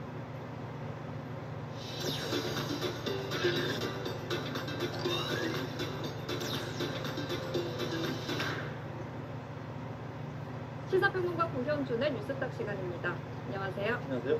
네, 먼저 싱가포르 공항에서 한국인 모녀가 눈살을 찌푸리게 하는 행동을 했다는데 어떤 일이 있었던 건가요? 네, 최근 온라인에 싱가포르 창이 공항에서 이 비행기가 연착되면서 탑승구 주변이 붐비는 가운데 의자 5개를 차지하고 누워있는 한국인 모녀의 사진이 공개됐습니다. 제보자는 비행기가 20분가량 연착돼 대기 공간에 자리가 부족했지만 두 모녀는 아랑곳하지 않았다며 엄마는 눈을 떴다가도 다시 잠들었다고 전했습니다. 당시 대기구역은 인천과 일본 하네다행 승객들로 가득 차 있던 상황이었는데요. 누리꾼들은 공공장소에서의 예의가 부족하다며 다른 사람을 배려할 필요가 있다는 비판의 목소리를 냈습니다. 반면 일부는 모녀가 몸이 좋지 않았을 수도 있다며 무조건 민폐로 단정 짓는 것은 좋지 않다는 반응도 내놨습니다. 아직 겨울방학이 2달이나 남았지만 이때 수업하는 입시 학원가가 벌써부터 마감되고 있다고요? 네, 주요 입시 학원들이 겨울방학 집중 학습 프로그램인 윈터스쿨 접수에 시작했습니다. 이 윈터스쿨은 12월 말부터 한 달가량 운영되는 과정으로 아침 8시부터 밤 10시까지 수업과 자습으로 하루가 꽉 채워집니다. 통학형과 기숙형으로 나뉘는데요. 수강료도 만만치가 않습니다. 4주 과정은 200만 원대, 5주 과정은 300만 원을 넘지만 인기 학원들은 이미 마감이 돼서 대기 번호를 받아야 하는 상황입니다. 서울을 찾는 지방 학생들이 몰리며 단기 숙소 문의도 잇따르고 있는데요. 전문가들은 이런 전일제 학원이 단기간 성과에는 도움이 되겠지만 과도한 학습으로 피로가 누적되고 학습 의욕이 떨어질 수 있다고 지적했습니다. 네, 최근 SNS에서 설악산 특정 바위 봉우리 등반 사진과 영상이 퍼지고 있는데요. 국립공원 측이 출입 자제와 게시물 삭제를 요청했다는데 이유가 뭔가요? 네, 논란이 되는 봉우리가 12750인데요. 설악산 공영능선 가운데 있는 바위 봉우리입니다. 아름다운 풍경으로 유명하지만 험준한 절벽 위에 자리에 있어서 출입이 금지되어 있는 곳인데요. 하지만 최근 SNS 등을 통해서 이곳에서 인증 사진이나 등반 영상을 올리는 사례가 잇따르자 설악산 국립공원 사무소가 제재에 나섰습니다.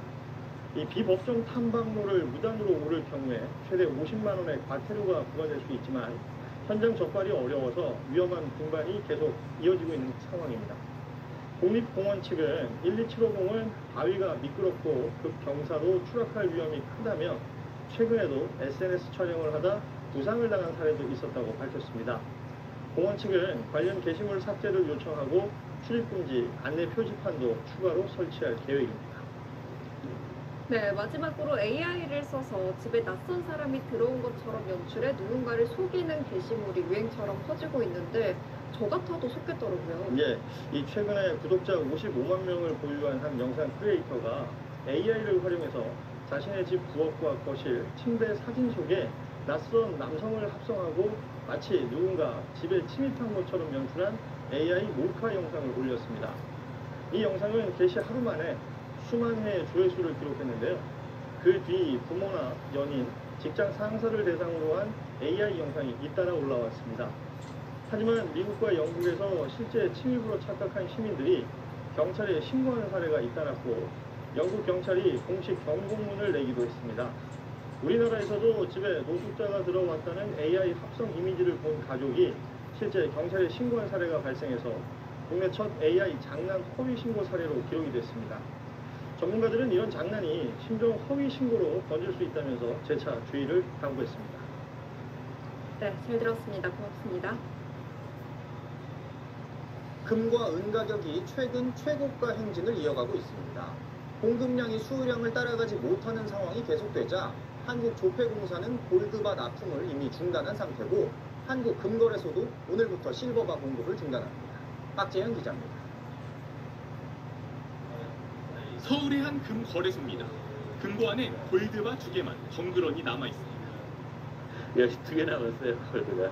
원래 재고가 500억 정도 있어야 되는데 금값이 트라이온스당 4,300달러마저 돌파하며 사상 최고가 행진을 이어가는 가운데 국내 투자 수요도 급증했기 때문입니다.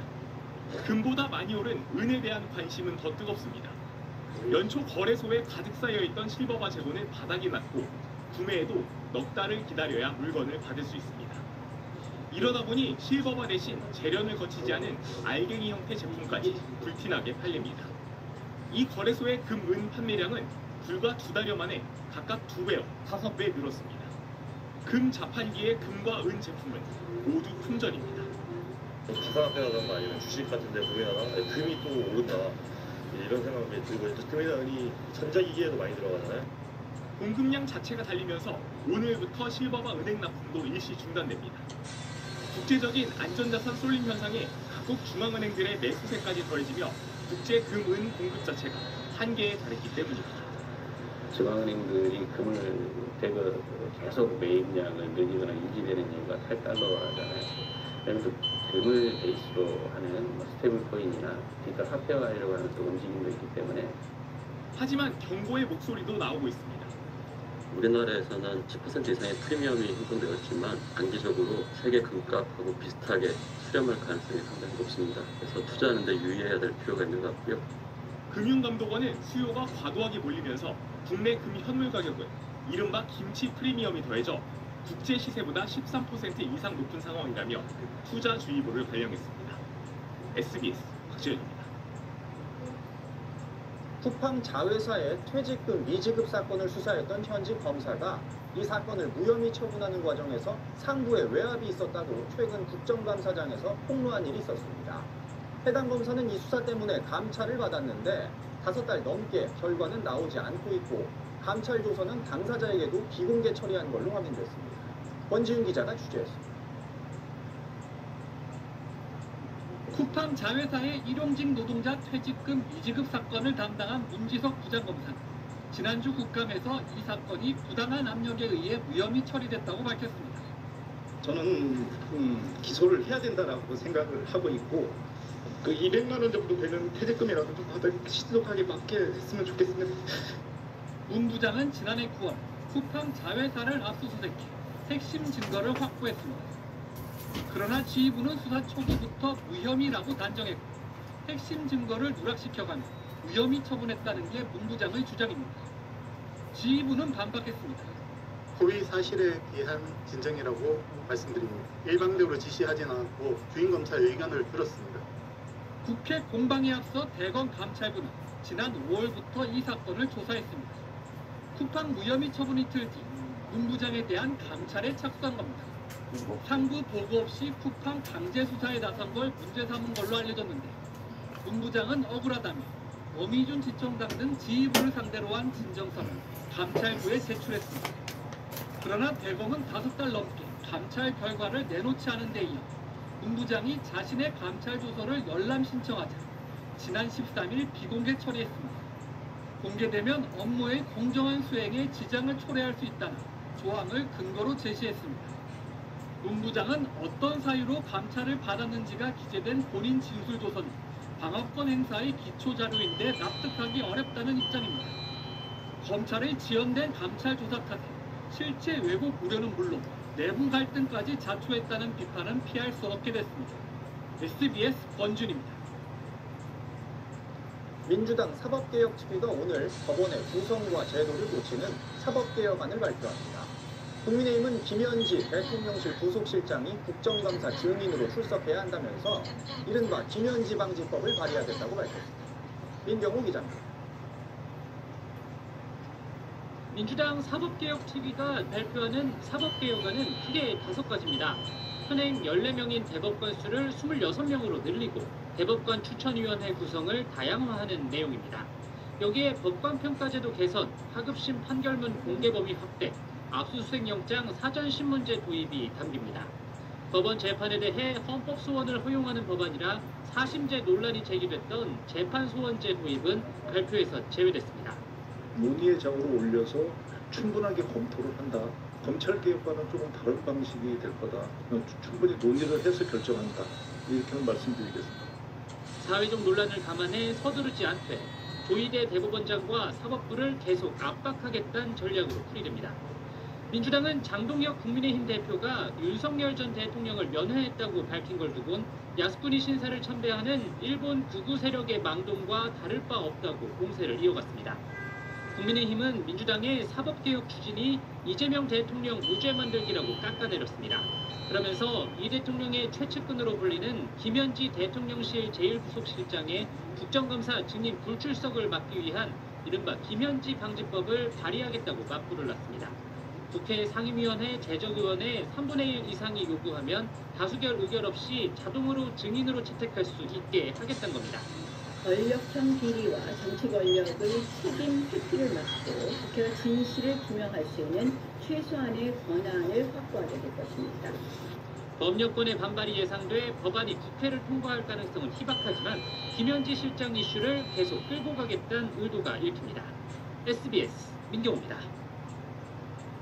뉴욕 증시입니다. 이번 주 주요 기업들의 실적 발표가 줄줄이 이어집니다. 21일에는 넷플릭스가, 22일에는 테슬라와 IBM이 3분기 실적을 발표합니다. 9월 소비자 물가지수 CPI는 24일 발표됩니다. 9월 CPI는 미 연방정부 셧다운 이후 처음 나오는 통계입니다. 9월 CPI는 전월 대비 0.4% 오를 것으로 예측되고 있고, 변동성이 큰 식품 에너지 가격을 제외한 근원 CPI는 전월 대비 0.3% 상승이 예상됩니다. 시장은 연준이 최근 양적 긴축 연내 종료를 시사한 만큼 이번 달 FOMC에서 기준금리 0.25%포인트 인하 가능성을 높게 점치고 있습니다. 기술주들의 본격적인 3분기 실적 발표 시즌도 시작되는데요. 22일 실적을 발표하는 테슬라는 사상 최대 차량 인도량을 기록하며 3분기 실적이 큰 기대를 모으고 있고, 23일에는 미 행정부의 강한 지원을 받고 있는 인텔의 실적 발표가 있을 예정입니다. 또 방산업체의 실적 발표도 연이어 이어지겠습니다. 지난주 마감 상황을 살펴보면 중국에서 사전 판매를 시작한 아이폰 에어의 매진 소식에 애플이 2% 가까이 상승했습니다. 반면 오라클은 데이터 센터 확장 비용에 대한 구체적인 계획이 없다는 우려 속에 6% 내렸습니다. 미중 무역 대표들은 에이펙 회의 전에 오는 26일 말레이시아에서 열리는 아세안 정상회의를 계기로 먼저 만날 예정인데요. 미중 협상이 어떻게 진행될지도 확인해 보셔야겠습니다. 지금까지 뉴욕 증시였습니다.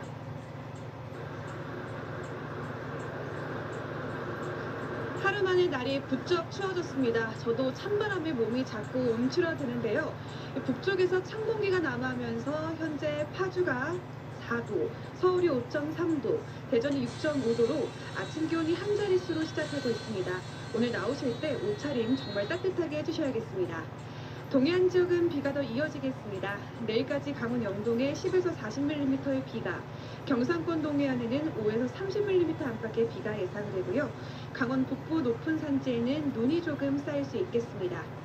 오늘 중부와 경북은 오전부터 차차 흐려지겠고, 남부와 제주는 가끔 구름 많겠습니다. 당분간 해안과 제주에는 바람이 강하게 불겠고요. 대부분 해상에서 물결이 높겠습니다. 현재 기온 보시면 찬 공기의 영향을 덜 받는 부산이 15.2도, 제주는 16.6도로 시작하고요. 낮 기온 서울 15도, 광주 18도에 그치겠습니다. 반짝 추위는 주 중반까지 이어지다 주 후반에는 평년 기온을 회복하겠습니다. 지금까지 여의도에서 날씨 전해드렸습니다. 월요일 아침 뉴스 마칩니다. 시청해주신 여러분 고맙습니다.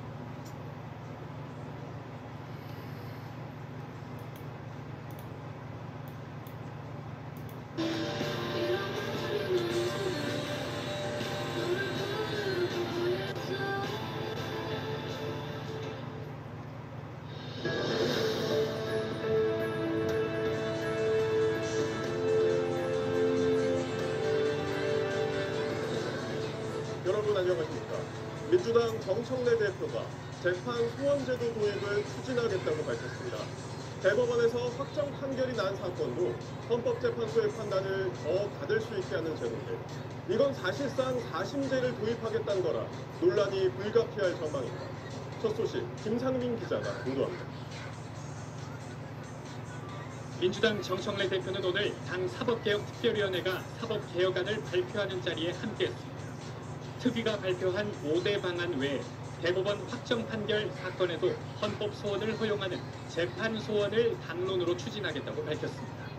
재판 소원은 사실상 사심제란 논란을 일으켜왔습니다. 정 대표는 법원 재판도 공권력의 일종이라며 국민 기본권이 침해됐다면 판결 역시 헌법 소원 대상의 예외가 될 수 없다고 말했습니다. 법원이 아무리 높다 한들 다 헌법 아래에 있는 기관입니다. 당론 추진 절차를 밟아 본회의에 통과될 수 있도록 최선을 다하겠습니다. 이를 위해 당 지도부가 직접 나서 헌법재판소 개정안도 공동 발의했습니다. 해당 안에 따르면 법원 재판이 헌재의 결정에 반하거나 적법 절차를 거치지 않아 국민 기본권을 침해하는 경우 또 위헌 위법한 재판에 따른 기본권 침해가 명백한 경우에 헌법소원이 허용됩니다. 헌법소원이 인용되면 법원이 해당 사건을 다시 심리해 헌재 결정 취지에 따라 재판하도록 하는 겁니다. 헌법소원의 대상이 되지 않는다고 헌법재판소에서 판단하는 경우에는 지정재판부에서 간이하게 각하 결정을 할 수 있도록 하여 사건의 과도한 지연을 방지하고 당론 발의 형식을 당장 취하진 않고 공론화 절차도 받겠다고 했지만 여당 대표가 추진 의사를 공언한 만큼 여당 내 논의에 속도가 붙을 전망입니다. SBS 김상입니다. 민주당이 오늘 발표한 사법개혁안은 대법관의 수를 대폭 늘리는 게 핵심입니다. 기존 14명에서 26명으로 증원하자는 건데 이 안이 입법되면 대법관 22명은 이재명 대통령 임기 안에 새로 임명됩니다. 국민의힘은 법치의 근간을 흔드는 거라고 반발했습니다. 이어서 민경호 기자. 민주당 사법개혁특위가 오늘 발표한 사법개혁안은 현재 대법원장을 포함해 14명인 대법관들의 수를 26명으로 늘리는 겁니다. 만약 이 안이 입법된다면 공포 1년 후 시행으로 해마다 4명씩 3년에 걸쳐 대법관 12명이 새로 임명됩니다. 여기에 조희대 대법원장과 현직 대법관 9명의 임기도 이재명 대통령 임기 중 끝나는 만큼 이 대통령은 앞으로 1명의 대법원장과 21명의 대법관을 임명할 수 있습니다. 여권의 사법부 장악 시도란 국민의힘 등 야권의 비판에 대해 민주당은 이렇게 반박했습니다. 다음 대통령 역시 똑같은 22명을 임명하게 됩니다. 사법부를 사유하거나 정치적으로 이용할 여지가 전혀 없다는 말씀입니다. 대법관 추천위원회 구성의 다양화, 법관평가제의 도입, 하급심 판결문 공개의 확대, 압수수색 영장 사전신문제의 도입도 공언대로 사법개혁안에 포함됐습니다. 민주당 언론개혁특위가 마련한 이른바 허위조작정보 근절법안도 오늘 함께 공개됐습니다. 언론사 등이 타인을 해하려는 의도에 따라 불법 정보나 허위 조작 정보인지 알면서도 정보통신망에 그런 내용을 유통할 경우 손해액의 최대 5배를 배상하게 한다는 겁니다. 배제자의 정의를 법조문에 포함해 유튜버에 대해서도 배상 책임을 물을 수 있게 하는 내용도 있습니다. 국민의힘은 민주당의 사법개혁안에 대해 사법장악 로드맵이라고 성토했습니다. 이제 독재의 수레바퀴가 굴러가기 시작했습니다. 더불어민주당이 사법개혁이라는 미명 아래 또다시 대한민국 법치의 근간을 뒤흔들고 있습니다. 언론개혁특위 안에 대해서도 전 국민의 입을 틀어막으려는 시도라고 비난했습니다. 전국 언론노동조합도 언론의 권력감시 기능이 위축될 수 있다고 우려했고 언론개혁시민연대는 권위주의 국가들이나 시도할 법한 폐행적 입법이라고 호평했습니다. SBS 민경호입니다. 법원에선 재판 소원 제도를 두고 위헌이자 국민의 권리 구제에 더 많은 비용이 드는 결과를 초래할 수 있다는 목소리가 나오고 있습니다. 대법관 증언안에 대해서도 오히려 1, 2심을 약화시킬 거란 우려가 제기됩니다. 이 내용은 백운 기자가 전하겠습니다. 수도권 각급 법원에 대한 국회 법제사법위 국정감사.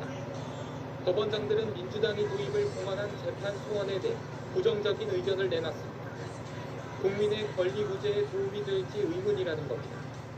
사심제가 되다 보면은 여러 가지 권리 구제도 지연이 되고 여러 가지 비용 문제도 생기고 경제적 약자가 과연 제대로 권리 구제를 받을 수 있는지 여러 가지 좀 문제점도 있기 때문에 대법원 판단 뒤에 다시 헌법재판소 심리를 받는 과정에서 변호사 선임비 등의 비용은 더 들고 확정 판결은 늦어지는 결과가 나올 수 있다는 겁니다. 법원장들은 대법원을 최고 법원으로 두는 우리 헌법에 미쳐 사심제가 위헌 소지가 있다는 의견도 내놨습니다. 법원 내부에선 대법관 직원을 두고 하급심 지원 방안 없이 현재 14명인 대법관을 26명으로 늘릴 경우 오히려 1, 2심이 약화할 수 있다고 우려하고 있습니다. 법원 행정처는 대법관 한 명이 제대로 기능하기 위해서 14년 차에서 16년 차 사이 8명 이상의 부장판사급 재판연구관이 필요하다고 보고 있는데 여당안 대로라면 한 해에 32명 이상의 부장급 판사가 필요하기 때문입니다. 한 부장판사는 하급심에서 판사들이 빠져나가 사건이 적체되는 게 국민을 위한 제도일지 의문이라고 밝혔습니다. 이번 정권에서 대법관 대부분이 임명된다는 점에서 정치 편향성에 대한 우려도 나왔습니다. 한 대통령이 다 한다는 얘기는 사실상 사법부를 철저하게 정치에 종속시키겠다는 거하고 다르지 않을까. 또 대구 성격의 연합부 주계가 운영되면서 같은 사건도 어느 재판부가 심리하느냐에 따라 결과가 달라질 수 있다는 인식을 줘 최고 법원으로서의 국민 신뢰를 떨어뜨릴 수 있다는 우려도 있습니다. 이 외에도 법관 평가에 지방 변호사의 평가를 반영하도록 한 것에 대해서 사건 당사자가 평가에 참여하게 하는 것으로 소송 지휘를 하는 판사가 변호사 눈치를 보게 하는 결과를 초래할 수 있다는 비판의 목소리가 나왔습니다. SBS 배군입니다. 국회 국정감사에서 이재명 대통령의 선거법 위반 사건에 대한 판결지를 놓고 여야가 거칠게 맞붙었습니다. 대법원이 유죄 취지로 파기환송한 지 하루 만에 고등법원에서 재판부 배당이 이뤄진 걸 두고 민주당은 사법부의 대선 개입이라고 쏘아붙였고 국민의힘은 터무니없는 억지라고 맞섰습니다. 손흥환 기자가 보도합니다. 서울고등법원과 서울중앙지법 등에 대한 국회 국정감사. 민주당은 이재명 대통령 공직선거법 위반 사건이 대선을 앞둔 지난 5월 대법원에서 유죄 취지의 파기환송 판결이 난 뒤 단 하루 만에 서울고법에서 재판부 배당이 이뤄진 걸 문제 삼았습니다. 사법부의 대선 개입이란 주장입니다. 서울고법부 기록부를 보달 즉시 재판부를 배당하고 배정하고 배당 1시간 만에 현지일 지정이 이루어집니다. 대법원장님이 지시하신 결과 아닙니까? 제가 관여한 적도 전혀 없고 대법원장님의 지시를 받거나 논의한 적도 전혀 없습니다. 국민의힘은 국민적 관심이 높은 만큼 신속하게 결론을 내려 한 건 당연하다고 바꿔놨습니다. 왜 빨리 결론을 내렸어? 그러니까 대선 개입한 거 아니야? 이런 식의 프레임을 씌워가지고 대법원장을 모욕하고 윤석열 전 대통령에 대해 구속 취소 결정을 내린 서울지법 지기현 부장판사에 대한 여야 공방도 이어졌습니다. 날로 계산하던 것을 시간으로 계산한 사례가 법원장님 역사 속에 있습니까 없습니까? 민주당 뜻에 안 맞는 결론 내리면은 가만 안 두겠다는 것 아닌가요? 국감장엔 국민의힘 소속인 나경원 국회 법제사법위원회 배우자 김재호 춘천지방법원장도 피감기관의 증인으로 나왔는데 이해 충돌 논란을 의식한 나 의원은 춘천지법에 대한 질의는 안 했고 자신의 질의 시간 외엔 국감장 밖에서 대기했습니다. SBS 손정환입니다. 이어서 캄보디아 소식 알아보겠습니다. 캄보디아에서 범죄에 연루된 한국인 10여 명이 현지 경찰에 추가로 체포됐고 감금됐던 2명은 구출됐습니다. 이 내용은 현지에서 취재 중인 최송훈 기자를 연결해 자세히 알아보겠습니다. 최 기자, 체포된 한국인들은 어떻게 붙잡힌 건가요? 예, 지난 16일 현지 범죄단지 단속 과정에서 한국인 10여 명이 캄보디아 경찰에 체포됐습니다. 온라인 사기 범죄 혐의를 받고 있는 이들은 경찰서 유치장에 구류된 상태입니다. 이들과 별개로 자신이 감금됐다고 신고한 한국인 2명도 같은 날 구출됐는데 이들 모두 이번 주 안에 한국으로 송환될 예정입니다. 캄보디아뿐 아니라 세계 각국의 한국인 대상 온라인 사기 사건을 전수조사하고 있는 외교부는 영사 인력을 40명 정도 늘릴 계획이라고 밝혔습니다. 네, 숨진 대학생에 대한 부검이 오늘 현지에서 이뤄졌죠. 예, 이곳은 범죄 조직의 고문으로 숨진 20대 대학생 박모 씨의 시신이 안치됐던 캄보디아 프놈펜의 터틀라 사원입니다. 제 뒤로 보이는 건물은 오늘 오전 부검이 진행된 뒤 박 씨의 시신을 화장한 곳인데요. 부검엔 우리 측 경찰 수사관과 국과수 부검이 등 6명과 캄보디아 측 경찰과 의사 등 6명이 공동으로 참여했습니다. 부검 과정에서 멍자국들이 발견됐지만 흉기에 찔리거나 흉터를 꿰맨 흔적은 발견되지 않은 것으로 전해졌습니다. 신체 장기들도 훼손 없이 온전한 상태인 걸로 파악됐습니다. 캄보디아 경찰은 고문과 폭행으로 인한 심장 마비가 박 씨의 사인이라고 밝혔는데요. 우리 경찰은 정확한 사인 규명을 위해 국내에서 조직검사와 약동물 검사를 진행할 방침입니다. 그리고 프린스 그룹 천지 회장의 행적에 대해서 이 현지에서 파악되는 게 있습니까? 예, 캄보디아에서 대규모 사기 범죄 단지를 운영해 막대한 부를 쌓은 걸로 알려진 프린스 그룹 천지 회장이 자취를 감춘 이후 행적이 묘연합니다. 이곳 프놈펜에 있는 그룹 본사의 간판 등이 철거되는 모습이 포착되는 등 프린스 그룹이 흔적 지우개에 나선 거 아니냐 이런 분석이 나오고 있습니다. 지금까지 캄보디아 프놈펜에서 SBS 최승훈입니다.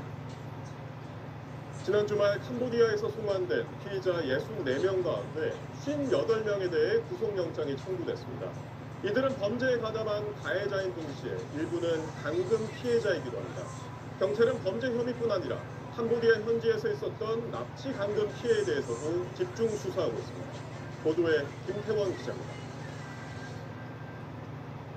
오늘 새벽 3시쯤인 체포 시한 만료를 앞두고 구속영장이 청구된 인원은 지난 토요일 한국으로 송환된 피의자 64명 가운데 58명입니다. 충남경찰청에서 보이스피싱과 노조 사기 등으로 수사를 받던 피의자 45명 전원과 경기북부청에서 수사를 받던 15명 중 이미 구속영장이 발부된 1명과 추가 수사가 필요한 3명을 제외한 11명입니다. 대전과 김포에서도 각각 1명씩 영장 청구가 이뤄졌습니다. 투자 사기 혐의를 받는 피의자 1명은 구속영장이 신청됐지만 서울서부지검이 캄보디아에서 감금된 후 현지 경찰에 신고하는 등 당시 사정을 고려했다며 영장을 청구하지 않아 석방됐습니다.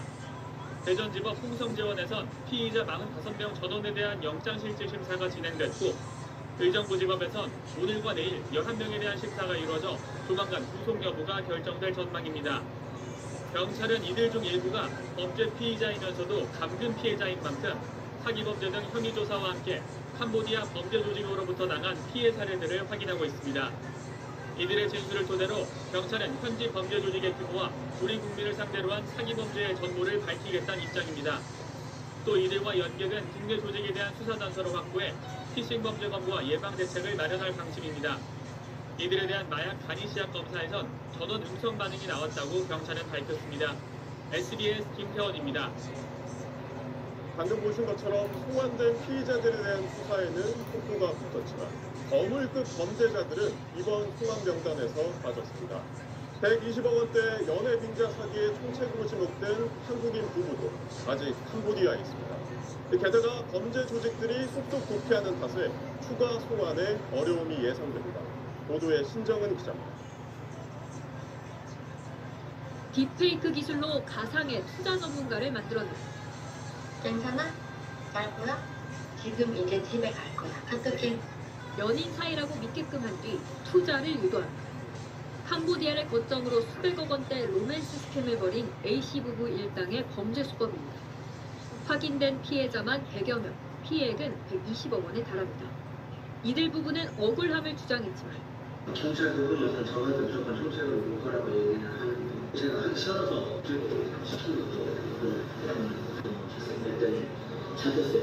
캄보디아 경찰에 붙잡혔다 풀려나고 다시 붙잡히길 반복했습니다. A씨 부부는 범죄 조직의 간부임에도 다른 조직원 25명과 함께 이번 송환 대상에서 빠졌습니다.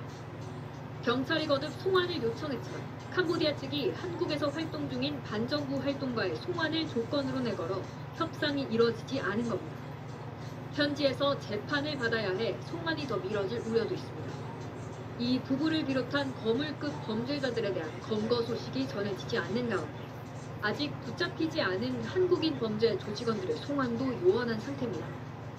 캄보디아 프놈펜과 시아누크빌 일대에 몰려있던 조직원들이 단속을 피해 국경지대로 도주하고 있기 때문입니다. 일부는 국경을 넘어 베트남과 미얀마, 라오스 등지로 숨고 있어 제3국으로부터 협조를 받아야 하는 상황이라 이들에 대한 검거와 송환 과정엔 난항이 예상됩니다. SBS 신정은입니다.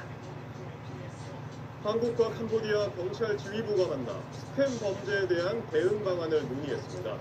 양측은 24시간 직통 전화를 운영하고 공동 조사에도 나서기로 했습니다. 우리 경찰은 재외 국민의 실종과 납치 사건을 전담하는 태스크포스를 꾸리기로 했습니다. 이 내용은 박재현 기자가 전하겠습니다. 지역보우 캄보디아 경찰청 차장이 유재성 경찰청장 직무대행과 캄보디아 사태의 대책 마련을 위한 양자회담을 진행하기 위해 경찰청에 도착했습니다. 오후 2시부터 1시간가량 진행된 회담에서 한국인을 대상으로 하는 스캠 범죄를 막기 위한 공동대응 강화 방안 등이 논의됐습니다. 양측은 우선 적극적인 단속과 공동조사에 나서기로 합의하면서 24시간 핫라인을 운영하기로 합의했습니다. 캄보디아에서 벌어지는 한국인 대상 범죄 대응을 위한 집중 태스크포스도 꾸리기로 했습니다. 경찰은 또 서울경찰청 광역수사단에 44명 규모의 재외국민 실종, 납치, 감금과 관련 TF를 구성한다고 밝혔습니다. 서울청이 수사하고 있는 관련 사건은 총 22건으로 추가 피해가 접수될 경우 해당 TF가 전담하게 됩니다. TF는 특히 온라인에 올라오는 캄보디아행 부인글 등을 집중 수사할 예정인데 고수익을 주겠다며 유인하는 글을 차단, 삭제하면서 작성자 IP와 계좌 등을 추적해 검거에 나설 계획입니다. 경찰은 또 캄보디아 현지에서 사기와 인신매매 등을 벌이다 미국과 영국의 제재를 받은 캄보디아 프린스 그룹 수사를 위한 전담팀을 꾸렸습니다. 이런 가운데 법무부는 범죄 피의자들이 캄보디아에서 저지른 범죄와 관련해 유죄를 선고받으며 캄보디아 당국의 요청에 수익금을 환수하는 방안 등도 검토하고 있습니다. SBS 박지현입니다. 다음 소식입니다. 미공개 정보를 이용한 주식 투자 의혹을 받고 있는 민중기 특검이 직접 입장을 밝혔습니다. 자신을 둘러싼 논란에는 죄송하다면서도 위법 사항은 없었다고 강조했는데 이 야권에선 사퇴해야 한다는 목소리가 나오고 있습니다. 전은남 기자입니다. 미공개 정보를 이용한 주식 거래로 약 1억 원의 차익을 올렸다는 의혹과 관련해 민중기 특검이 본인 명의로 언론에 공지문을 냈습니다. 민 특검은 개인적인 주식 거래와 관련한 논란이 일게 돼 죄송하다며 주식 취득과 매도 과정에서 미공개 정보 이용 등 위법 사항은 없었다고 밝혔습니다. 그러면서 제 개인적인 일로 현재 특검 수사가 영향을 받아선 안 된다며 묵묵히 특검으로서의 소임을 다할 것이라고 덧붙였습니다. 주식 투자 의혹과 관련해 민 특검이 유감의 뜻을 밝힌 건 이번이 처음입니다. 하지만 민 특검은 미공개 정보 의혹을 전면 부인했고 야권에서 제기한 사퇴 요구도 거부한 것으로 풀이됩니다. 특검팀 관계자도 오늘 언론 브리핑에서 15년 전의 개인적인 주식 거래로 특검팀 수사와 관련된 사안이 아니라고 선을 그었습니다. 민 특검이 서울고등법원 부장판사 시절인 지난 2010년 주식을 매도한 직후 상장 폐지된 네오세미테크 사건은 7,000명 넘는 피해자가 발생하면서 당시 국정감사에서 문제 제기가 되는 등 사회적 파장이 컸습니다. 7,000명이 넘는 사람에게 4,000명이 가까운 그런 큰 손실을 끼친 사건 아니겠습니까? 상당수 많은 대전고등학교 출신과 좀 연이 있다고 제가 얘기를 했었습니다. 국민의힘은 민 특검 사퇴를 강하게 촉구했습니다. 민중기 특검은 패가망신이 아니라 개미들의 피눈물을 빨아 떵떵거리며 살고 있습니다. 즉시 특검에서 물러나기 바랍니다. 민 특검이 관련 의혹을 부인했지만 앞으로도 논란이 가라앉지 않을 경우 특검팀 수사 동력도 떨어질 수 있다는 우려가 제기되고 있습니다. SBS 전연남입니다. 이번 의혹의 핵심 쟁점은 민 특검이 주식을 매도한 시점입니다. 특정 시점 이후에 주식을 팔았다면 대주주로부터 내부 정보를 받았다는 의혹을 피하기 어려워 보입니다. 하지만 민 특검은 주식을 정확히 언제 팔았는지 그 시점에 대해선 공개하지 않고 있습니다. 임찬종 국토전문 기자가 보도합니다. 지난 2010년 코스닥시 총 22권 업체였던 네오세미테크가 상장 폐지되면서 투자자 약 7,000명이 4천억 원 가까운 피해를 봤습니다. 특히 대주주 오모 씨가 거래 정지 직전 주식을 대량 매도한 사실이 드러나면서 비판이 쏟아졌습니다. 모 씨는 2010년 2월 26일 외부 감사인이 분식회계를 찾아낸 정황을 파악하고 3월 3일부터 거래 정지 하루 전인 3월 23일까지 차명 주식 약 24억 원어치를 팔아치운 뒤 해외로 도피했습니다. 문제는 민준기 특검 역시 거래 정지 전에 네오세미테크 주식을 모두 팔아 1억 원 가까운 수익을 올렸다는 점입니다. 때문에 대주주와 고등학교, 대학교 동기 동창인 민준기 특검이 대주주 측으로부터 거래 정지 관련 정보를 입수한 뒤 주식을 사전 매도한 것 아니냐는 의혹이 제기되는 겁니다. 의혹을 풀 열쇠는 매도 시점입니다. 만약 민준기 특검이 대주주가 분식회계 적발 관련 정보를 입수한 2010년 2월 26일 이전에 주식을 팔았다면 미공개 정보 의혹은 어느 정도 해소될 수 있습니다. 대주주보다 해당 정보를 먼저 알았을 가능성은 낮기 때문입니다. 그러나 매도 시점이 2월 26일 이후라면 미공개 정보 의혹은 더욱 짙어집니다. 약 10년 동안 네오세미테크 주식을 계속 보유했던 민준기 특검이 공교로운 우연의 일치로 해당 기간에 주식을 매도했다는 주장은 설득력이 떨어지기 때문입니다.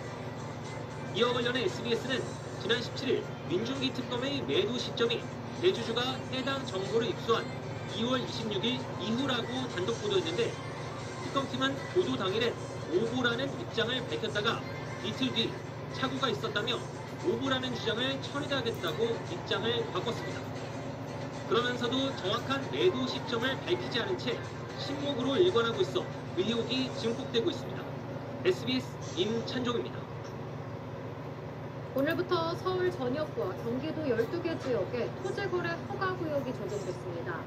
전세를 끼고 집을 사는 이른바 갭투자가 사실상 불가능해지면서 거래 문의가 또 끊겼습니다. 유덕기 기자가 취재했습니다. 서울 영등포구의 신축 아파트 단지입니다. 정부의 부동산 대책이 발표된 지난 15일에도 신고가 계약이 체결됐습니다. 안 보고 주인 안 만나고 하셔야겠다. 그런 시간만 되더라고요. 안 보고 막 전화만 되게 많이 받았어요. 토지거래 허가구역이 오늘부터 적용된 영향에 지난 주말까지 손바뀜이 이어졌다고 했습니다. 토요일날 많이 보고 열정 한다고요. 서울 25개구 전부와 경기도 12곳이 토지거래 허가구역이 되면서 2년 실거주 요건 때문에 오늘부터 갭 투자는 불가능해졌습니다. 거래는 끊겼지만 이번 대책의 효과를 확인하려면 시간이 필요하다는 분위기입니다.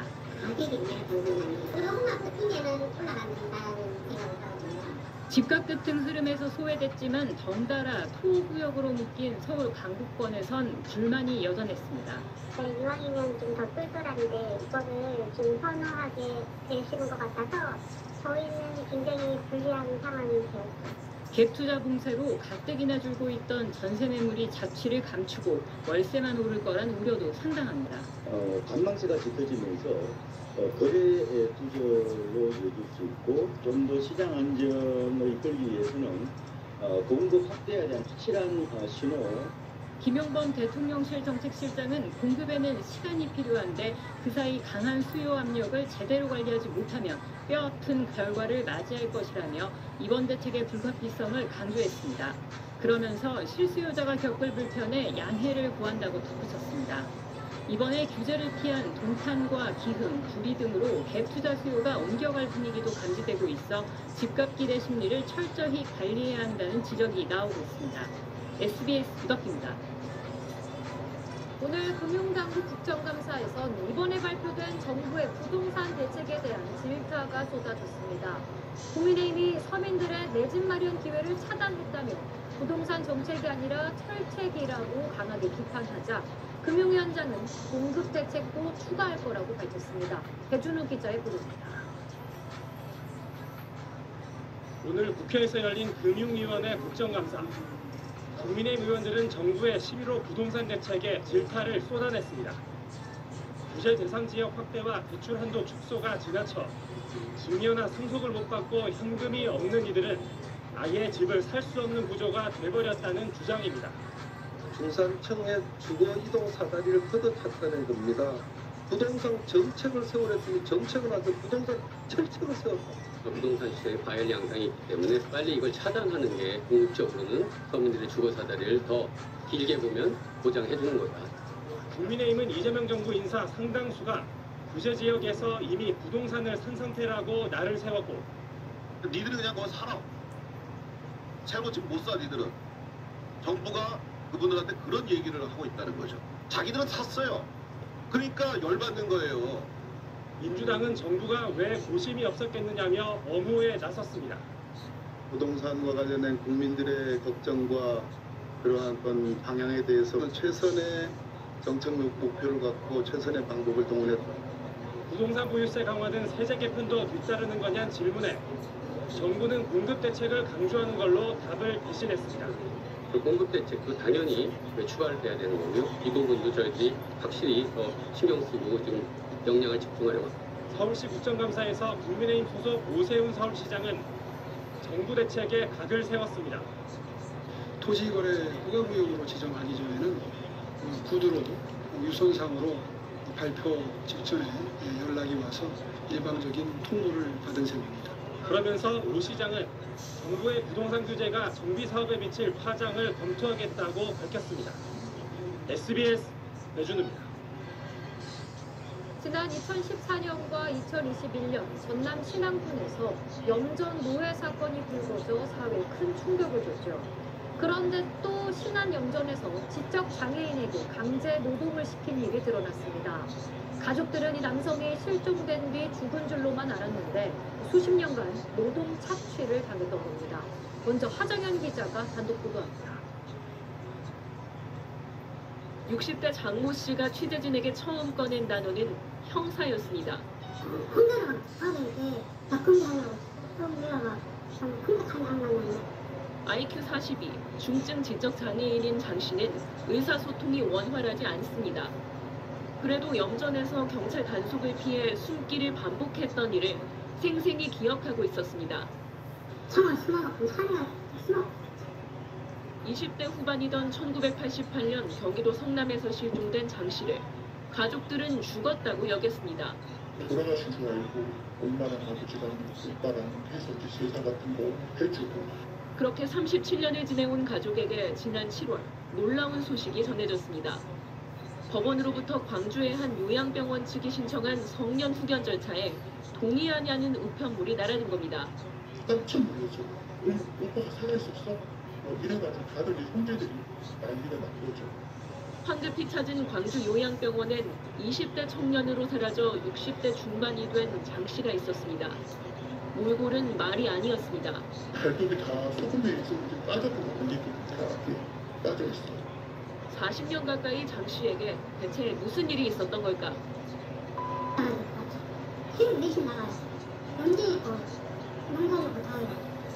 장 씨가 말한 이름은 전남 신안군 신의도의 염전주였습니다. 직접 섬에 찾아갔습니다. 염전은 지난해 10월 폐업해 황량했습니다. 일부 주민은 장 씨를 뚜렷이 기억하고 있었습니다.